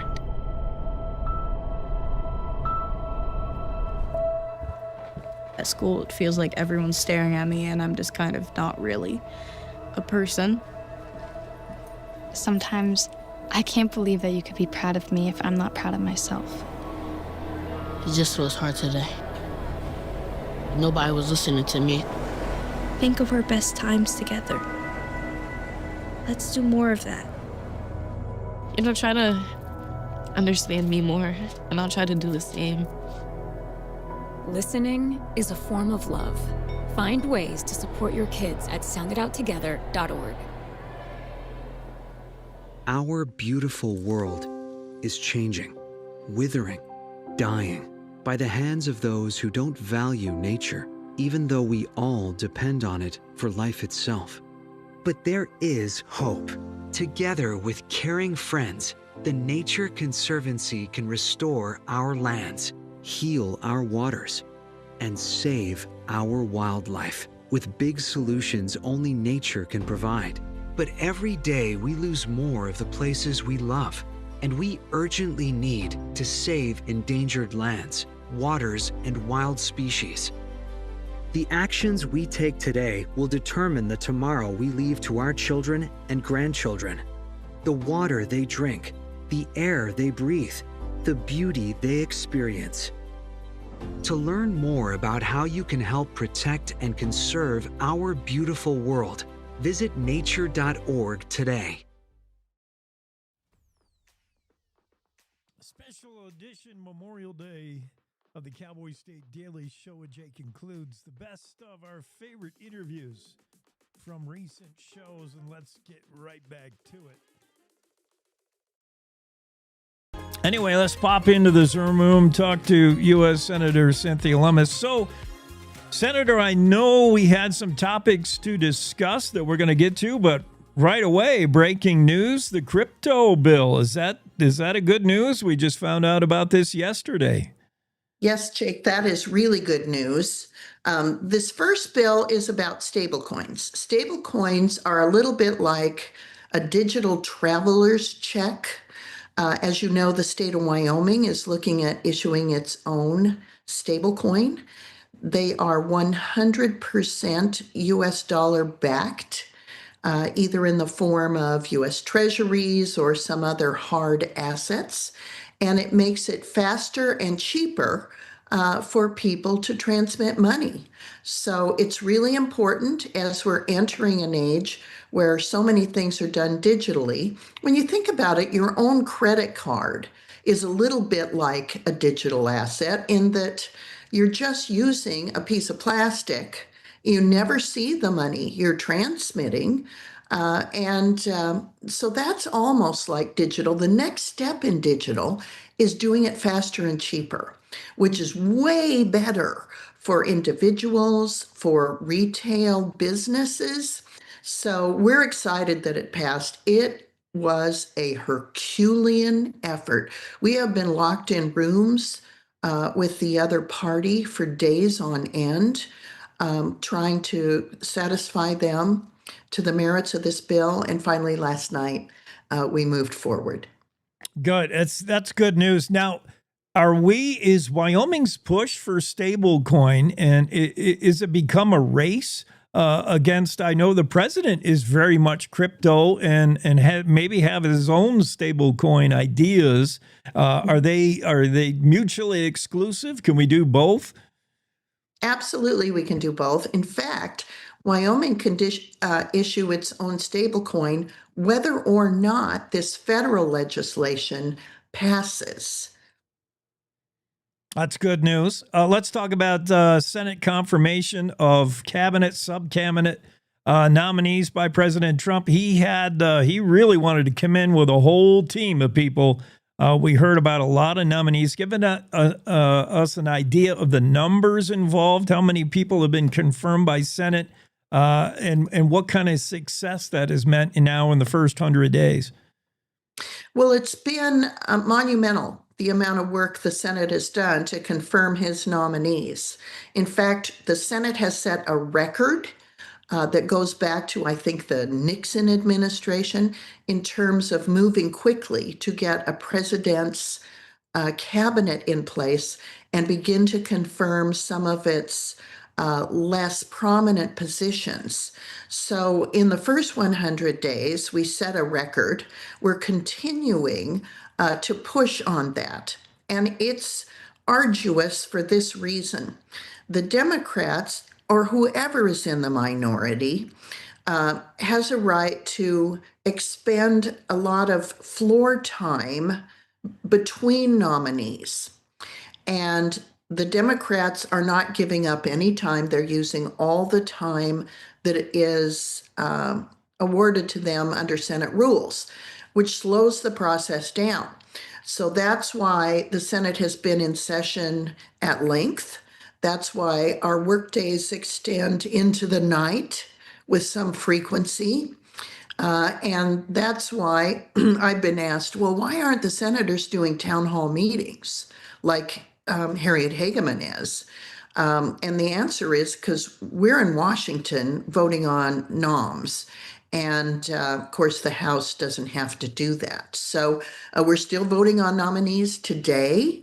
Last night, we moved forward. First, you have to do a motion to proceed, and then you vote on the nominee. So, for example, last night, we voted on the ambassador to France and Monaco.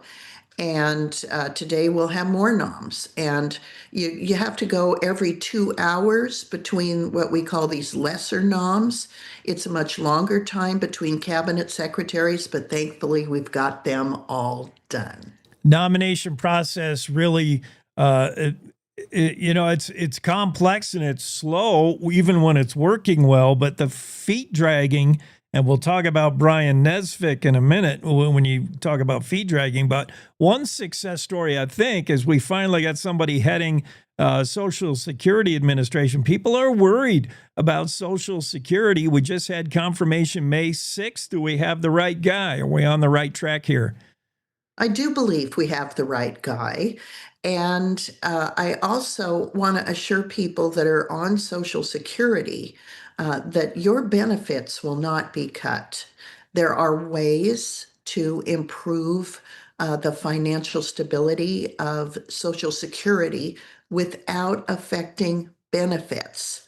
And some of the things that were identified by Elon Musk and Doge, including recipients of Social Security that are older than any living person. So that's fraudulent. And we can cut out the fraud, the waste and abuse, and set up systems that make it more efficient to receive your Social Security check. But I want to reiterate, Jake, that there will be no reduction in benefits. That's reassuring. We're talking to U.S. Senator Cynthia Lummis, Wyoming. Brian Nesvik, we know this guy, former Game and Fish commissioner, director.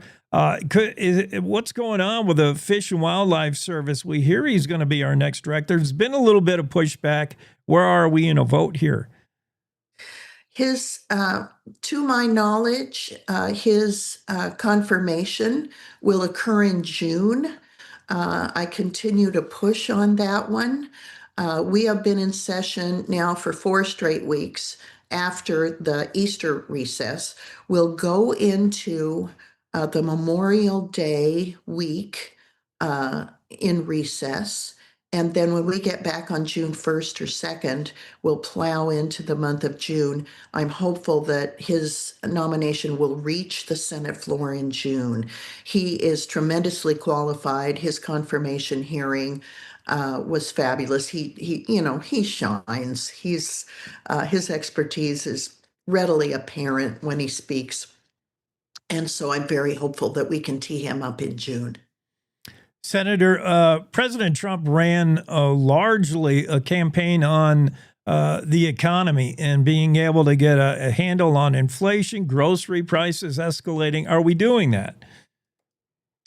Yes, inflation has slowed to its lowest level of increase in a very long time. So we're heading in the right direction, but we're not there yet.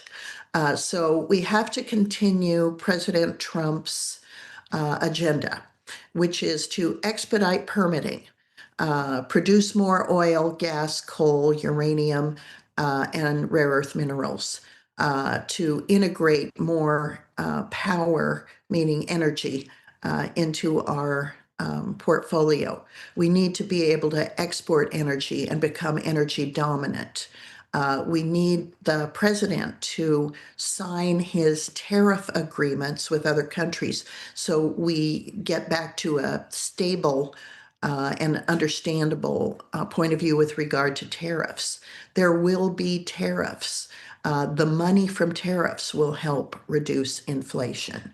The stability that comes from our tariffing other countries to the same rate that they tariff us makes for a more level playing field.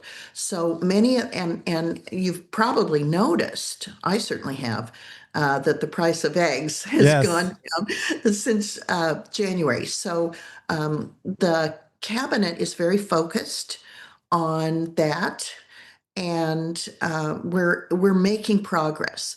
But I think everyone understands that you don't snap your fingers and have an instant recovery from an inflationary economy. But we're doing everything we can as quickly as we can to reduce inflation and make it easier to live from paycheck to paycheck. 2 more quick things, Senator. We know you got a busy schedule. Your work on behalf of veterans, certainly notable. VA Secretary Doug Collins, you had a town hall of sorts with him. You're working on behalf of veterans, men and women who have signed up to protect this country. And when their time is done, they should be taken care of. Their access to health care, for instance. I mean, we've got to do all we can do for veterans, and you're doing that. Thank you. You are so right. When I was in the U.S. House of Representatives, my chief of staff was Tucker Fagan. Tucker had been the wing commander at F.E. Warren Air Force Base. By the way, yesterday was Tucker's birthday, so I want to give a shout out to Tucker Fagan. Happy birthday. But Tucker used to always remind me that we make an unspoken contract with the people who sign up to serve our country. That if they take care of us during their service in the military, which is a real sacrifice for them, they are not highly compensated, and their families are paying a personal sacrifice as well because they're separated so much during service. we owe them when they are veterans to make sure that their veterans services, especially medical care, is well administered and that they are well taken care of. And so that's always stuck with me, that Tucker sort of drilled that into my heart. And we're trying to do that. Now, I served in the U.S. House with Doug Collins, and he is he's a man of faith. He was a military chaplain. He's highly qualified and he cares so deeply for veterans. It was really an honor. It's the first time that John Barrasso and I have had a guest outside of our delegation on a telephone town hall meeting. And it was fun. The Wyoming veterans really participated and spoke to him about what's working at our VA medical facilities and the delivery of healthcare services and other benefits to veterans. And Secretary Collins really took it to heart. So it was a fun dialogue. I think that it was well received by Wyoming veterans. Senator Lummis, if you don't like the speed with which noms have been moving on the Senate floor, remind Senator Barrasso he has a whip. I don't know. I don't know what you have to spur things along, but yeah. Jake, he not only has a whip, he has a whip from King's Ropes in Sheridan, Wyoming. So watch out. Yeah, we can move things along. Thank you for the work you do on behalf of Americans and Wyomingites especially. Senator Lummis, thanks for being on. Thanks so much, Jake. Great to see you. Have a great Tuesday. Cowboy State Daily Show continues. To the Teton Range, Cheyenne to Sheridan, Rawlins to Ralston. Cowboy State Daily Morning Show covers the state like no other radio show or podcast. We love Lovell. We're eager to share the stories of Story, Will Crow About Crowheart, and Yodel Over Yoder. Whether you make your home in Sweetwater, Chugwater, Powder River, or Green River, the Cowboy State Daily Morning Show will make you feel right at home. Jeffrey City, Atlantic City, we see you. Little America, Big Piney, you're on our radar. Howdy, Wapiti, Meeteetse, Shoshone, Tent Sleep, good morning. Welcome, Torrington, Riverton, Wheatland, Lusk, Lingle, Lander, Timber, Casey, Kerwin, Moorcroft, Mountain View, Moose, Fort Bridger, Fort Laramie, Fort Washington, Hannah, Hudson, Hewlett, Dayton, Daniel, and DuBois. We are east of Weston, west of Midwest, north of Newcastle, and south of Sundance. Border to border, we love Wyoming and every one of its communities, bar none. This is the Cowboy State Daily Radio Network. Meet Norm. He lives with anxiety, but with the help of this latest innovation from Be Normal, he can be normal, just like everyone else. With the swipe of a finger, you can project happiness, confidence, machismo. Why settle for being real when you can be normal? The Normal Maker. New from Be Normal. This item doesn't really work because there's no such thing as normal. We're all different. What we like, how our brains work. In fact, 1 in 5 of us live with mental illness. Don't filter who you are. Start by talking to someone you trust. And remember, there is no normal. Nestled between Casper Mountain and the North Platte River, you'll find the heart of Wyoming. With a bustling downtown centered around our outdoor haven, Casper is for adventurers, freedom seekers, and rule breakers who find beauty off the beaten path. So if touchable history, a vibrant community, and uninterrupted outdoor recreation define your travel itinerary, allow us to welcome you to the one and only Casper, Wyoming. Plan your trip at visitcasper.com. Love is a lesson that doesn't end. It knows no conditions, so you better buckle in. Love keeps you on your toes. It never stops, only grows. Love isn't easy. It's a commitment, especially when they're being their most resistant. Love is being prepared for the journey ahead. Love doesn't let any concerns go unsaid. Love is finding the right seat so you can take a breath. But remember, love isn't lax. It always double checks. Check that your kids are in the right seat at nhtsa.gov/the right seat. Love protects.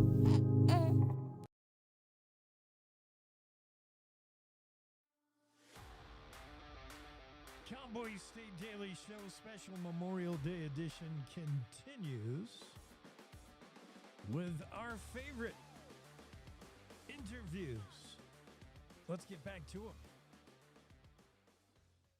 And we get into the Zoom room, into the discussion. Stephen Eichenblatt, first-time author. We'll get to why that happened. I don't know if Stephen ever envisioned that he'd be an author of a book that drops June 10th.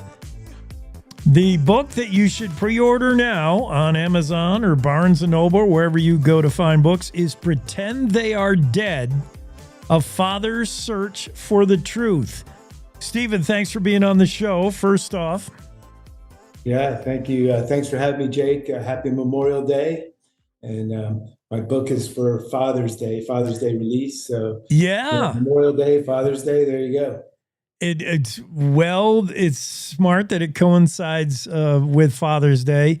You call this book basically the story of your crazy father experience, your crazy father story. Before we unpack the book, and there's a lot there, I first want to get to know you. I want our listeners to get to know you. Tell me about the day job at the law firm. I've heard you say what you do on behalf of kids, on behalf of parent guardians. You do a lot of work in this area, a lot of it pro bono. You've been practicing attorney in Florida since you put your shingle up in 1987. You're part of what, Page and Eichenblatt. What do you do at the day job? I've heard you say it's not a job. It's your passion. Money is almost secondary. You feel guilty getting money for what you do. You really enjoy it. It's rewarding. Well, I got a great law partner. We're trial lawyers. We used to be tennis partners. Like it's almost like a sport. We're competitive. You have those juices flowing, and I just like helping people. I mean, I really do. And I was an insurance defense lawyer when I started out, and I have anger inside me, so I could really use it effectively as a defense lawyer. I really could, but that's not the way I want to live my life. So my partner and I, when we met, we realized, hey, we have similar values, and we started our own firm, and we've had a lot of success. We've helped a lot of people. We've got our tailbones kicked every once in a while because that's what happens when you try cases. But I love it. I really do. I really do. And probably not a surprise that your joy in helping particularly kids stems from your own childhood, which was disrupted at an early age. And that's why we're talking about the memoir. Start slow, build this story, to reveal how much you can without giving it all away. We need people to go buy the book, which drops on the 10th. Pretend They Are Dead, A Father's Search for Truth. You were 8 years old and your father disappeared, like walked out of your life. What happened? Sure. So my father, who happened to be a veterinarian, he actually left our house probably when we were about five-ish. My mom decided to marry somebody else. We didn't know she was getting married, but she married somebody else. And he wasn't a pleasant person, let's put it that way. And my father kind of disappeared. I mean, he just kind of disappeared. And we didn't see him. He lived a couple miles from us. My new father, because I wound up getting adopted, moved into our house with 4 kids. So we had seven children, 9 people in a pretty small house in New Jersey. And he was, if you ever saw The Great Santini, I mean, he was a taskmaster. My father, who adopted me, was not just a taskmaster, but he was a serious disciplinarian. He came in the house, imposed rules. We weren't allowed to go in the front door. We weren't allowed to sit on the furniture. We weren't allowed to be in the kitchen. Even we didn't eat any meals with our family. I mean, he was tough. He was really tough. So I wound up kind of disappearing inside myself almost. I would like hide in the closet. I mean, there was violence in the house, not a ton, but it's more of the fear factor. A lot of screaming and yelling. And when I was 16, I started working at the tennis court, a tennis club, and I was at the club July 4th, 1975. So that's how long ago this was. I was at the courts. I was by myself. I was sweeping the courts, and I heard this unbelievable crash. Like I heard this skidding, and then I heard this crash. And I don't know if you've ever seen like a car accident, but I was the only person there. My heart was pounding, and I look around. I look, and there's a car has hit a telephone pole, probably 100 feet from where I'm standing, maybe less. I ran around to the front. My heart, like it's just slow motion, and the guy had gone through the windshield, was laying out in the front. So I ran to the payphone, and this is pretty rural area, so there's not a lot of people around. I run to the payphone. Back then, you're like dimes. You're hitting the operator. There was no 911, no cell phones. I go back around. People had started gathering, and as I was standing there, he had blood. He had blood coming down his face, and he had been unconscious. They had him. The police came and the ambulance came, and as I was standing there, they had him against the car, leaning against the car, and took out his wallet. And as I was standing there, I looked at the car, and something kind of came over me. It was a very strange feeling, like when somebody's staring at you, you feel that energy, like you just feel like what's going on? Somebody's looking at me, and this guy was looking at me, and his eye was cut in half, and the police took out his wallet, and they said, "Hey, does anybody know this man?" And his name is Alan Nessel, and I knew him because he was my father, my biological father. Whoa! All right, wait. Well, let's pause there at this cliffhanger. Go back to what it was like being in the household with the new dad. So this happens a lot. You've probably seen it in your practice. We've all heard stories about this where a new dad enters the scene. That's mom's choice, and mom is so enamored with or beholden to the new husband, she may not recognize that the kids are not doing well with this adjustment. And so mom's kind of checked out, nowhere to turn for help there. Dad, in this case, you said your real dad, Alan, just kind of backed out of the picture. And what was that like? How did it affect your brothers and sisters, your new adopted brothers and sisters? Were you the only one suffering? You said you just kind of went numb. It was the feeling, a no feeling. What was it like for you and the other kids in that household? I think it was survival. That's what it was in that house. It was because he was such a difficult, hard man, and he worked in the Bronx, and he would scream and yell. And if you just stayed out of the target zone, that was it. I was the oldest boy. I had a twin sister. I had a couple brothers. There was, with all that energy in the house, and some of the, one of my brothers, he had a lot of trouble growing up. We just kind of stayed away. There was never any conversations with my father, either of my fathers. I never spent 5 minutes with him. There was a lot of, screaming and yelling, but I buried myself in books, frankly. I would read books. I loved to fish. I would go into the woods and sneak into this reservoir. I would just do what I could to stay out of the house.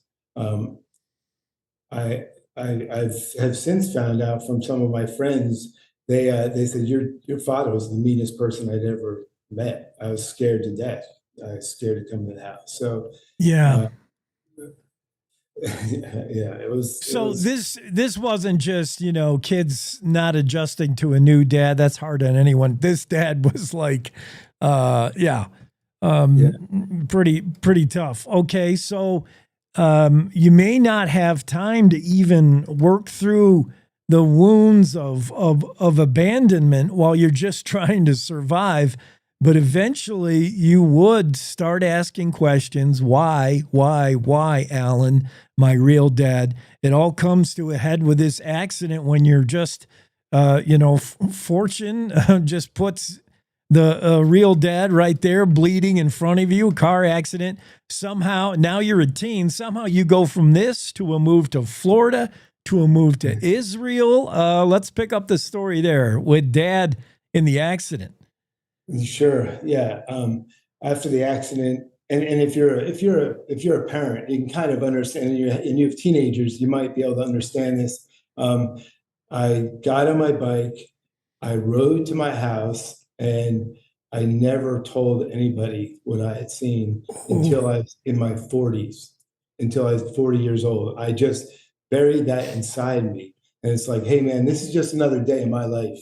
So I'm just gonna go hang out with my friends. I'm not going to tell anybody what happened, and I just will carry it with me. It's just another day in my life. And so after that incident, I just continued living, and my parents decided to move us to Florida right before my senior year of high school, moving from New Jersey to Sarasota, Florida, which was country back then. It's a large cattle ranching community, and we're a Jewish family, and not a lot of Jewish families there. Not that I'm religious, but just there was just a lot different. It was a totally different environment, and I rebelled. I wouldn't go to school, did drugs, did all those, got in fights. I just did not want to be part of that universe. And eventually, even though it was probably better fishing for you, that was the only upside, huh? That is a huge, and I could talk fishing forever. Yeah, that's absolutely true. Absolutely true. I mean, it's a great place, but when you're coming from all your friends, you live in one place, and there was no, we make decisions now as parents for our kids. I think about it. How's it going to affect them? How's it going to affect their lives? But being torn away from friends, from your senior year, you're just starting. I was an athlete. Yeah, I was like, coming into my prime. Maybe had some girls I had my eyes on, and I just, all of us were pulled away. Yeah, you didn't respond well. Then what happened? Well, after that, I wound up going to Florida State. There was a lot of, and in the book, I talk a lot about what the house was like. I got into a couple very physical altercations with my adoptive father, and I talk about that and how I was rescued from that situation. But I was basically alone. I decided, I didn't really know what to do with my life, but I wound up going to college, to Florida State. Back then, their tuition, when you have 7 kids, it's and not a lot of money. Florida was a place where if you could get in-state tuition. So went to Florida State, joined a fraternity, or just like a lot of your listeners were, maybe you were a victim of something, but I don't want to stay a victim. I want to use the energy from being a victim to make, to move forward, to not choose victimhood as a path. Because we see a lot of people that, and in my practice, I see that where they use that as an excuse. But you can't do that. You got to move forward in life, no matter what cards you're dealt. And that's part of the message of my book, talking to kids and talking to parents going through divorce. The fights that I see, it's crazy, because there are big consequences when you're a child of divorce. So yeah, that's a good piece of advice. You can't let that stuff haunt you. You can't let it be an excuse. We're talking to Steve Eichenblatt. He's practicing attorney in the Orlando, Florida area with Page and Eichenblatt, representing often pro bono, the children's rights, children's concerns. But we're talking about his new book and how it come to be down on paper. Pretend They Are Dead, A Father's Search for Truth. So you're carving out your life. You're taking control of your life and finding a purpose. You're on a journey that's taken you to Israel, it's taken you into libraries reading. It eventually takes you to law, but still, I don't know that you had dealt with your past. I don't know if you come to grips with it. There were, if I could say, 2 failed marriages. If we're talking about your own life, and absolutely. you know, you weren't there yet. You weren't the author of this book yet. Pick it up, Israel. Pick it up, the law school, and you were going to be a practicing attorney, and then your own personal life. What was going on, Steve? Sure. Yeah, I mean, part of it, growing up in a house where it's just chaos and your parents, 2 sets of parents, are at war all the time. Being a child, sitting by the curb, waiting for a father to pick you up who never shows up, you don't have great role models for relationships, and you carry around a lot of anger, whether you know it or not. Yeah. And I really, I didn't go out on a date my entire high school career. I didn't go to the prom. I just I didn't know how to relate to women, to people. I could relate to guys through sports, but back then I just had trouble getting close to people.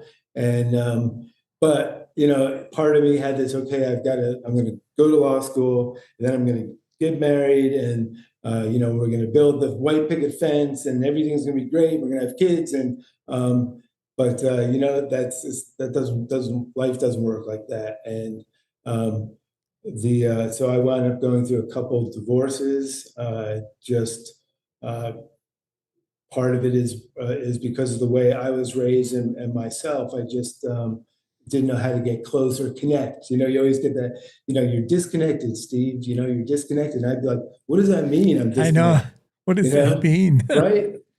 It's like, I'm a good guy. Like, I'm not like a cheater guy, or any of those things, but I am like, it's always like from the relationships, you're a great guy, Steve, but you're just disconnected. And at some point I realized, okay, I need to get some intensive therapy. During this time period, also, I should mention, I did go when I was in college, when I got back from Israel, and I knocked on my biological father's door. So that's who had been in that car accident and had survived. But that was the only time I had seen him, was the accident. And I knocked on his door of his office. I was 20 years old. I'm still very proud of myself for doing that. And writing the book, like getting out of your comfort zone, just pushing to do things that are uncomfortable. So I wanted to find out who he was, and I wanted to look him in the eye, and so I knocked on the door of his veterinary office, and he walked out and he said, "Can I help you?" And he didn't know who I was. And I had introduced myself, and he was a damaged person. And I'll go into my book. It's not like the Dateline you see where they have these reunions and everybody's happy. And, he was a tortured soul, damaged man. And so I never really formed a great relationship with him. And he died a few years after that. But yeah, it all affected me, and it caused me to have trouble in my marriages. With my kids, I have 5 kids. I wound up adopting a kid. I love kids. I actually wrote it, and it's in the book. The story is in the book, but in it he says, the advice from my psychiatrist, and he talks about the last night and what happened, is just pretend they are dead. Just pretend they are dead. And that's what he did. He just that's what he did, and it probably ruined his life. But I think that was his coping method. Yeah, it wasn't the right one, but that's some powerful insight into just the title. Yeah. It's that's how it was in my house too. Growing up, is that nobody talked about him at all. It was off limits. No pictures, nothing. It was that's lots of secrets out there. Lots of secrets in the world. People hide things, and all those secrets are getting exposed now with the DNA stuff. And there's there's a lot there, but yeah, thousands of pages of his work. And it took me 10 years to write it. And there's I left a lot on the table, but it turns out I'm a pretty decent writer. And, it just, I'm excited to get it out there, a little nervous, but I really think it's a great book. I think people will get inspired. I think it will help some families. I think it's just the chaos and the collateral damage caused by divorce because parents don't think about their kids, how it affects them, is sad. It's really sad, and the number of kids out there that need fathers or mothers that are in foster care. You would be shocked at the number of kids, and people don't realize that these are people that have kids that have they would love to have a father or a big brother or a mother in their life to guide them. I've been really fortunate to be able to help a lot of those kids as much as I can. Just tell you, my law partner's daughter was a track star at the University of Wyoming. Oh, and nice! My mangy moose hat on you. So yeah. Nice connection. I love that. Cowboys, man. Yeah. We love our Cowboys. Yeah. Oh, yeah. I've become a fan. Yeah. Her name. She did really well. She made the summer college Olympic team. But anyway, Wyoming's some great people. Awesome. Yeah. Right, Jake, you call me when you come to Florida, man. We'll go out fishing. We better. Okay. Thanks, Steve. I appreciate it.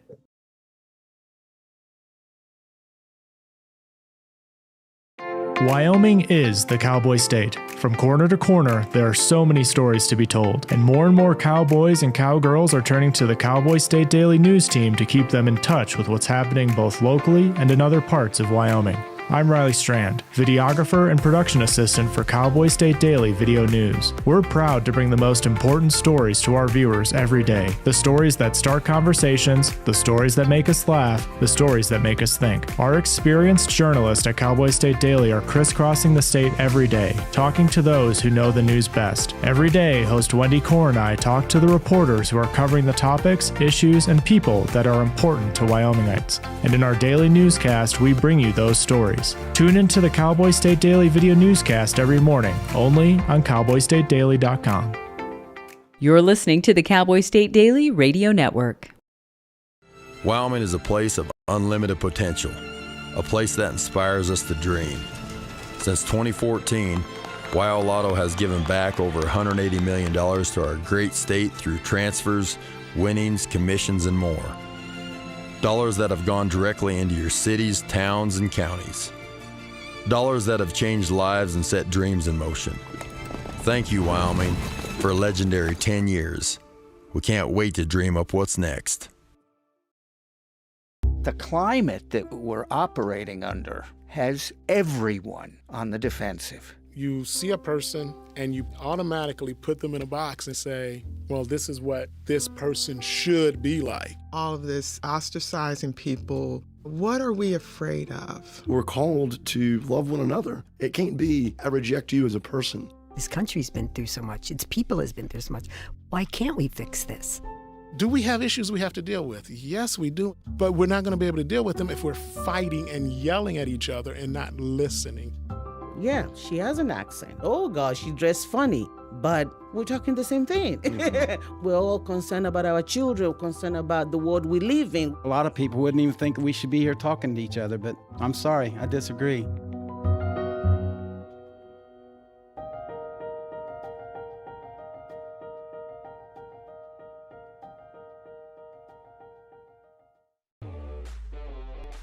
Year after year, we continue to serve new neighbors across our state.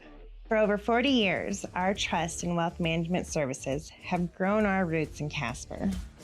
And now we're excited to have offices in 3 Wyoming cities. We're here to help you achieve your financial goals and provide the kind of service that you expect from a Wyoming business. Because at Hilltop Bank, community means Wyoming.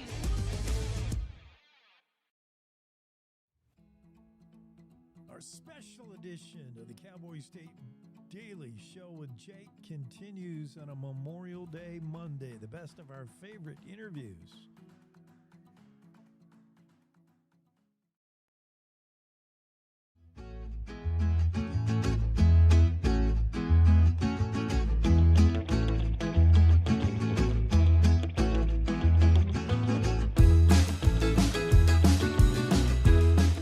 Cowboy State Daily Show with Jake continues. That young lady in the Zoom room that you can see if you're following the podcast. If you're on radio, you're going to hear her in a moment. That's Sue Consolo Murphy. Am I saying that name right? Consolo Murphy?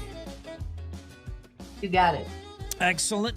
The reason you may already know of her, besides being an author of a book we're going to talk about now, she's retired from the Grand Teton National Park, where she spent decades working as Chief of Science Resource Management, 2003 to 2019. She's been with the National Park Service. She has seen her share of bears, let's say, particularly in Grand Teton National Park, a fantastic place to look for bears, whether it's black bear, grizzly bear, what kind of bear. Sue is all over it. Obviously, you parlayed your day job, Sue, into like a book. I mean, why not? With all this stuff that you've seen, experienced, and learned, I mean, the next thing was to write it down and share it with us, right? Yeah, well, it's kind of funny, Jake. When I was working, I really didn't think of writing a book. I didn't have time. Yeah. But I was when I moved. I worked in Yellowstone for about 20 years before moving to Grand Teton, and sometimes I was jokingly accused of bringing the bears with me because, in the early 2000s, that about coincided with the expansion of grizzly bears, throughout the ecosystem, and they really weren't very visible, in Grand Teton National Park until after I'd been there a couple of years. And then I was curious, though, why was everyone surprised by that? Because I knew that historically grizzly bears had been there as well as black bears. And I had all these questions, like everybody knows about the dumps of Yellowstone and bears feeding at the dumps. And I thought, where were the dumps at Grand Teton? Did bears feed on them? And there were all these dude ranches in Grand Teton. There were some neat differences between Yellowstone and Grand Teton because of their different histories. There is still livestock grazing in Grand Teton, which did not occur in Yellowstone. And so I was curious about these differences, but I just didn't have time until I retired. And frankly, I was home during the pandemic, twiddling my thumbs a little bit, getting used to retirement. And I thought, I'll start looking into this stuff. And I had such fun doing the research that one day I started writing a story, and then I thought maybe this will turn into a book, and it did. Chapter 7 is called Dump Days, the days where bears fed at dumps. We didn't always do things too correctly as far as bear management. Chapter 3 concerns bear management in the early park, through the 30s, 40s, and 50s. Everybody's seen photos of what was a show to feed the grizzlies. Boy, that's not how you should do things, but it's fun to look back on stuff we did wrong anyway, I guess. Yeah, and what's neat, this, to my surprise, actually, this is the first comprehensive history of bears and bear management in Grand Teton and Jackson Hole. A friend of mine had written a book on the bears of Yellowstone a long time ago. It was one of his first books. And I thought, well, somebody must have done that and pulled it all together, documented the number of bear-human incidents where people got injured and how these dumps worked and how they managed them. And I just found it wasn't there. But fortunately, in the early part of my tenure, we had started pulling together a park archives in Grand Teton. We had this firebrand park curator and a team of archivists, and they were digging records out of old filing cabinets before buildings got, removed, because they were decaying. And that turned out to be just a treasure trove of fun stuff to read. And it points out the importance of documenting our history, before it's gone and keeping it there.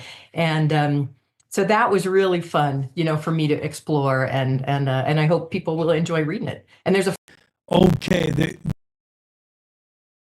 The grizzlies are safe. They're back. They're good. Well, most biologists have thought for some years, most biologists that work in the ecosystem, that biologically the population, has recovered, has met the targets that were set out, but it definitely needs the whole ecosystem, and it needs that core habitat in and around Yellowstone and Grand Teton National Parks, which just make up maybe a third or less even of the ecosystem's habitat that sustains grizzlies. That's got to be protected for the long run, as well as the bears themselves. That's what keeps that got them to the recovered status. And that's what will keep them there, is if we maintain that habitat and if people keep doing all the right things. And beyond that, yeah, there's lots of nuances to, should they not be removed from protection of the endangered species list. But what I've said to my fellow employees and friends for decades is, whatever happens when we achieve that day, it doesn't mean anybody goes back to the old days where people fed bears at the dumps or, said, I can just have a cheaper trash can now. You can't go back to what was once business as usual. Doing all the good things that helped us achieve grizzly bear recovery is what will sustain them for the future. That and maintaining their habitat, which is so needed. Give me an idea, and you can use black bear or a grizzly bear. Give me an idea what a bear is doing all day. I mean, they're so huge, Sue, but they're eating like the smallest. These grizzlies eat moths and insects and bear. How do they get big doing that? What are they doing all day? Well, some of them are still sleeping, at this time of April. Maybe Right. some of the females are still in the dens, but once they get up and about, it's really, a daily quest for food, pretty much. I mean, okay, they get a little distracted during mating season, for a while, which is coming up to in late May and June. But mostly a bear's life is a constant search for food and whether it's conscious or not, to stay away from us, stay away from trouble of other kinds. And you're right. They, there's close to 300 sources of foods. I talk about that, in the Yellowstone ecosystem that's been documented by, good scientists doing great research for so many years. And who knew, decades ago that they ate these moths at high elevation. I've been able to go see bears on the moth sites, and it's an incredible thing to watch. And they just roll rocks and eat those moths. Yeah, tipping over the rocks day after day. And maybe at night, and these are so high up, they're not good places to climb. And most people, they're a long distance away from people, fortunately. And they eat dandelions, and they eat pine nuts, of course, from white bark pine cones. But make no mistake, they can bring down some powerful meat too. Yeah. They occasionally take down a bison. More commonly they will take down some elk. Big male bears can take down, particularly grizzlies, can take down moose. And so to me, that's all part of their fascination and their power and their incredible strength. And it's amazing to me how often they temper the use of that around us.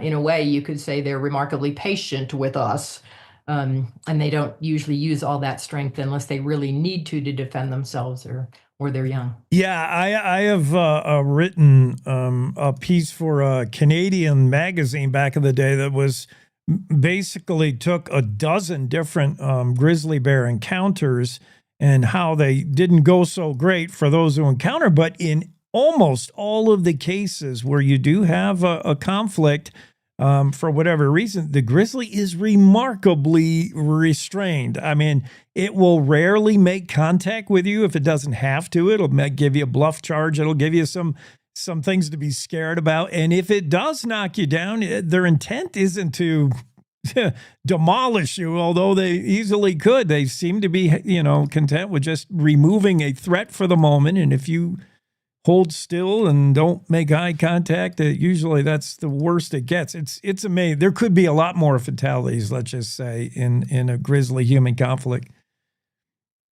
Yeah, that's usually true. And black bears have actually injured and killed far more people. Of course, they're more widespread across the U.S. and therefore they've encountered more people. But unfortunately, so far, I put together what appears to be the first comprehensive list of bear-human encounters that resulted in human injury in Grand Teton. And it's several dozen. Fortunately, most of them weren't too serious. As of yet, there have been no fatalities, except there is, an interesting story. It's sort of bear related. In the 1980s, there was a woman who, by herself, so we don't know exactly what happened, but it appeared that, she encountered a black bear. She climbed a tree, and then unfortunately, she fell out of the tree and passed away from those. So there is, it's always wise to be safe and prepared in bear country. and in the wild in general, because there's a lot of things out there that, even though they're not looking to get us, they do pose some hazards. So people should go carefully into the woods, and I do provide some safety tips in the book too. We're talking to author Sue Consolo Murphy. Her book, The Bears of Grand Teton, everything you've ever wanted to know about bears and the Bears of Grand Teton. It's available it's out on Nebraska Press. Where can we get it? Is this Amazon? Where do we buy it? I want to buy one now. Well, you can buy it online. I always encourage people to look at their local Wyoming bookstores, ask about it there.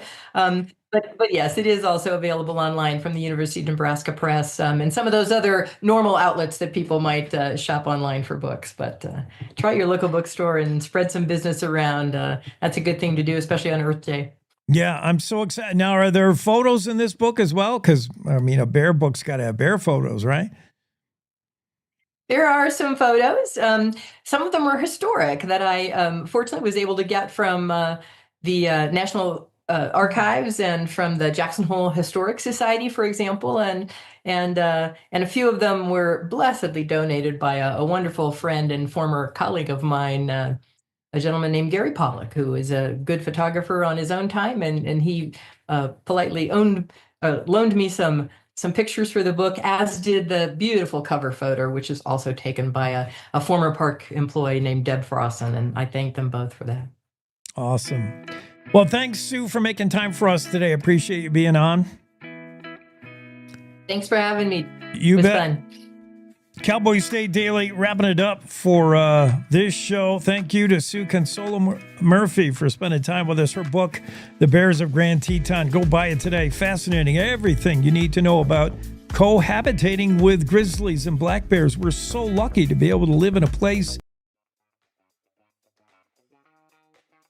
That's been a lot of fun to put together a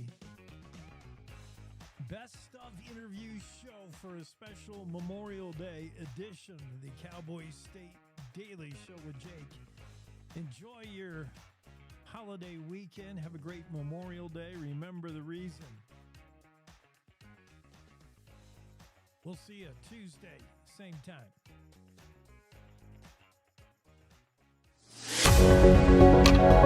Good morning. This is the Cowboy State Daily Morning Show with Jake. The new way Wyoming wakes up.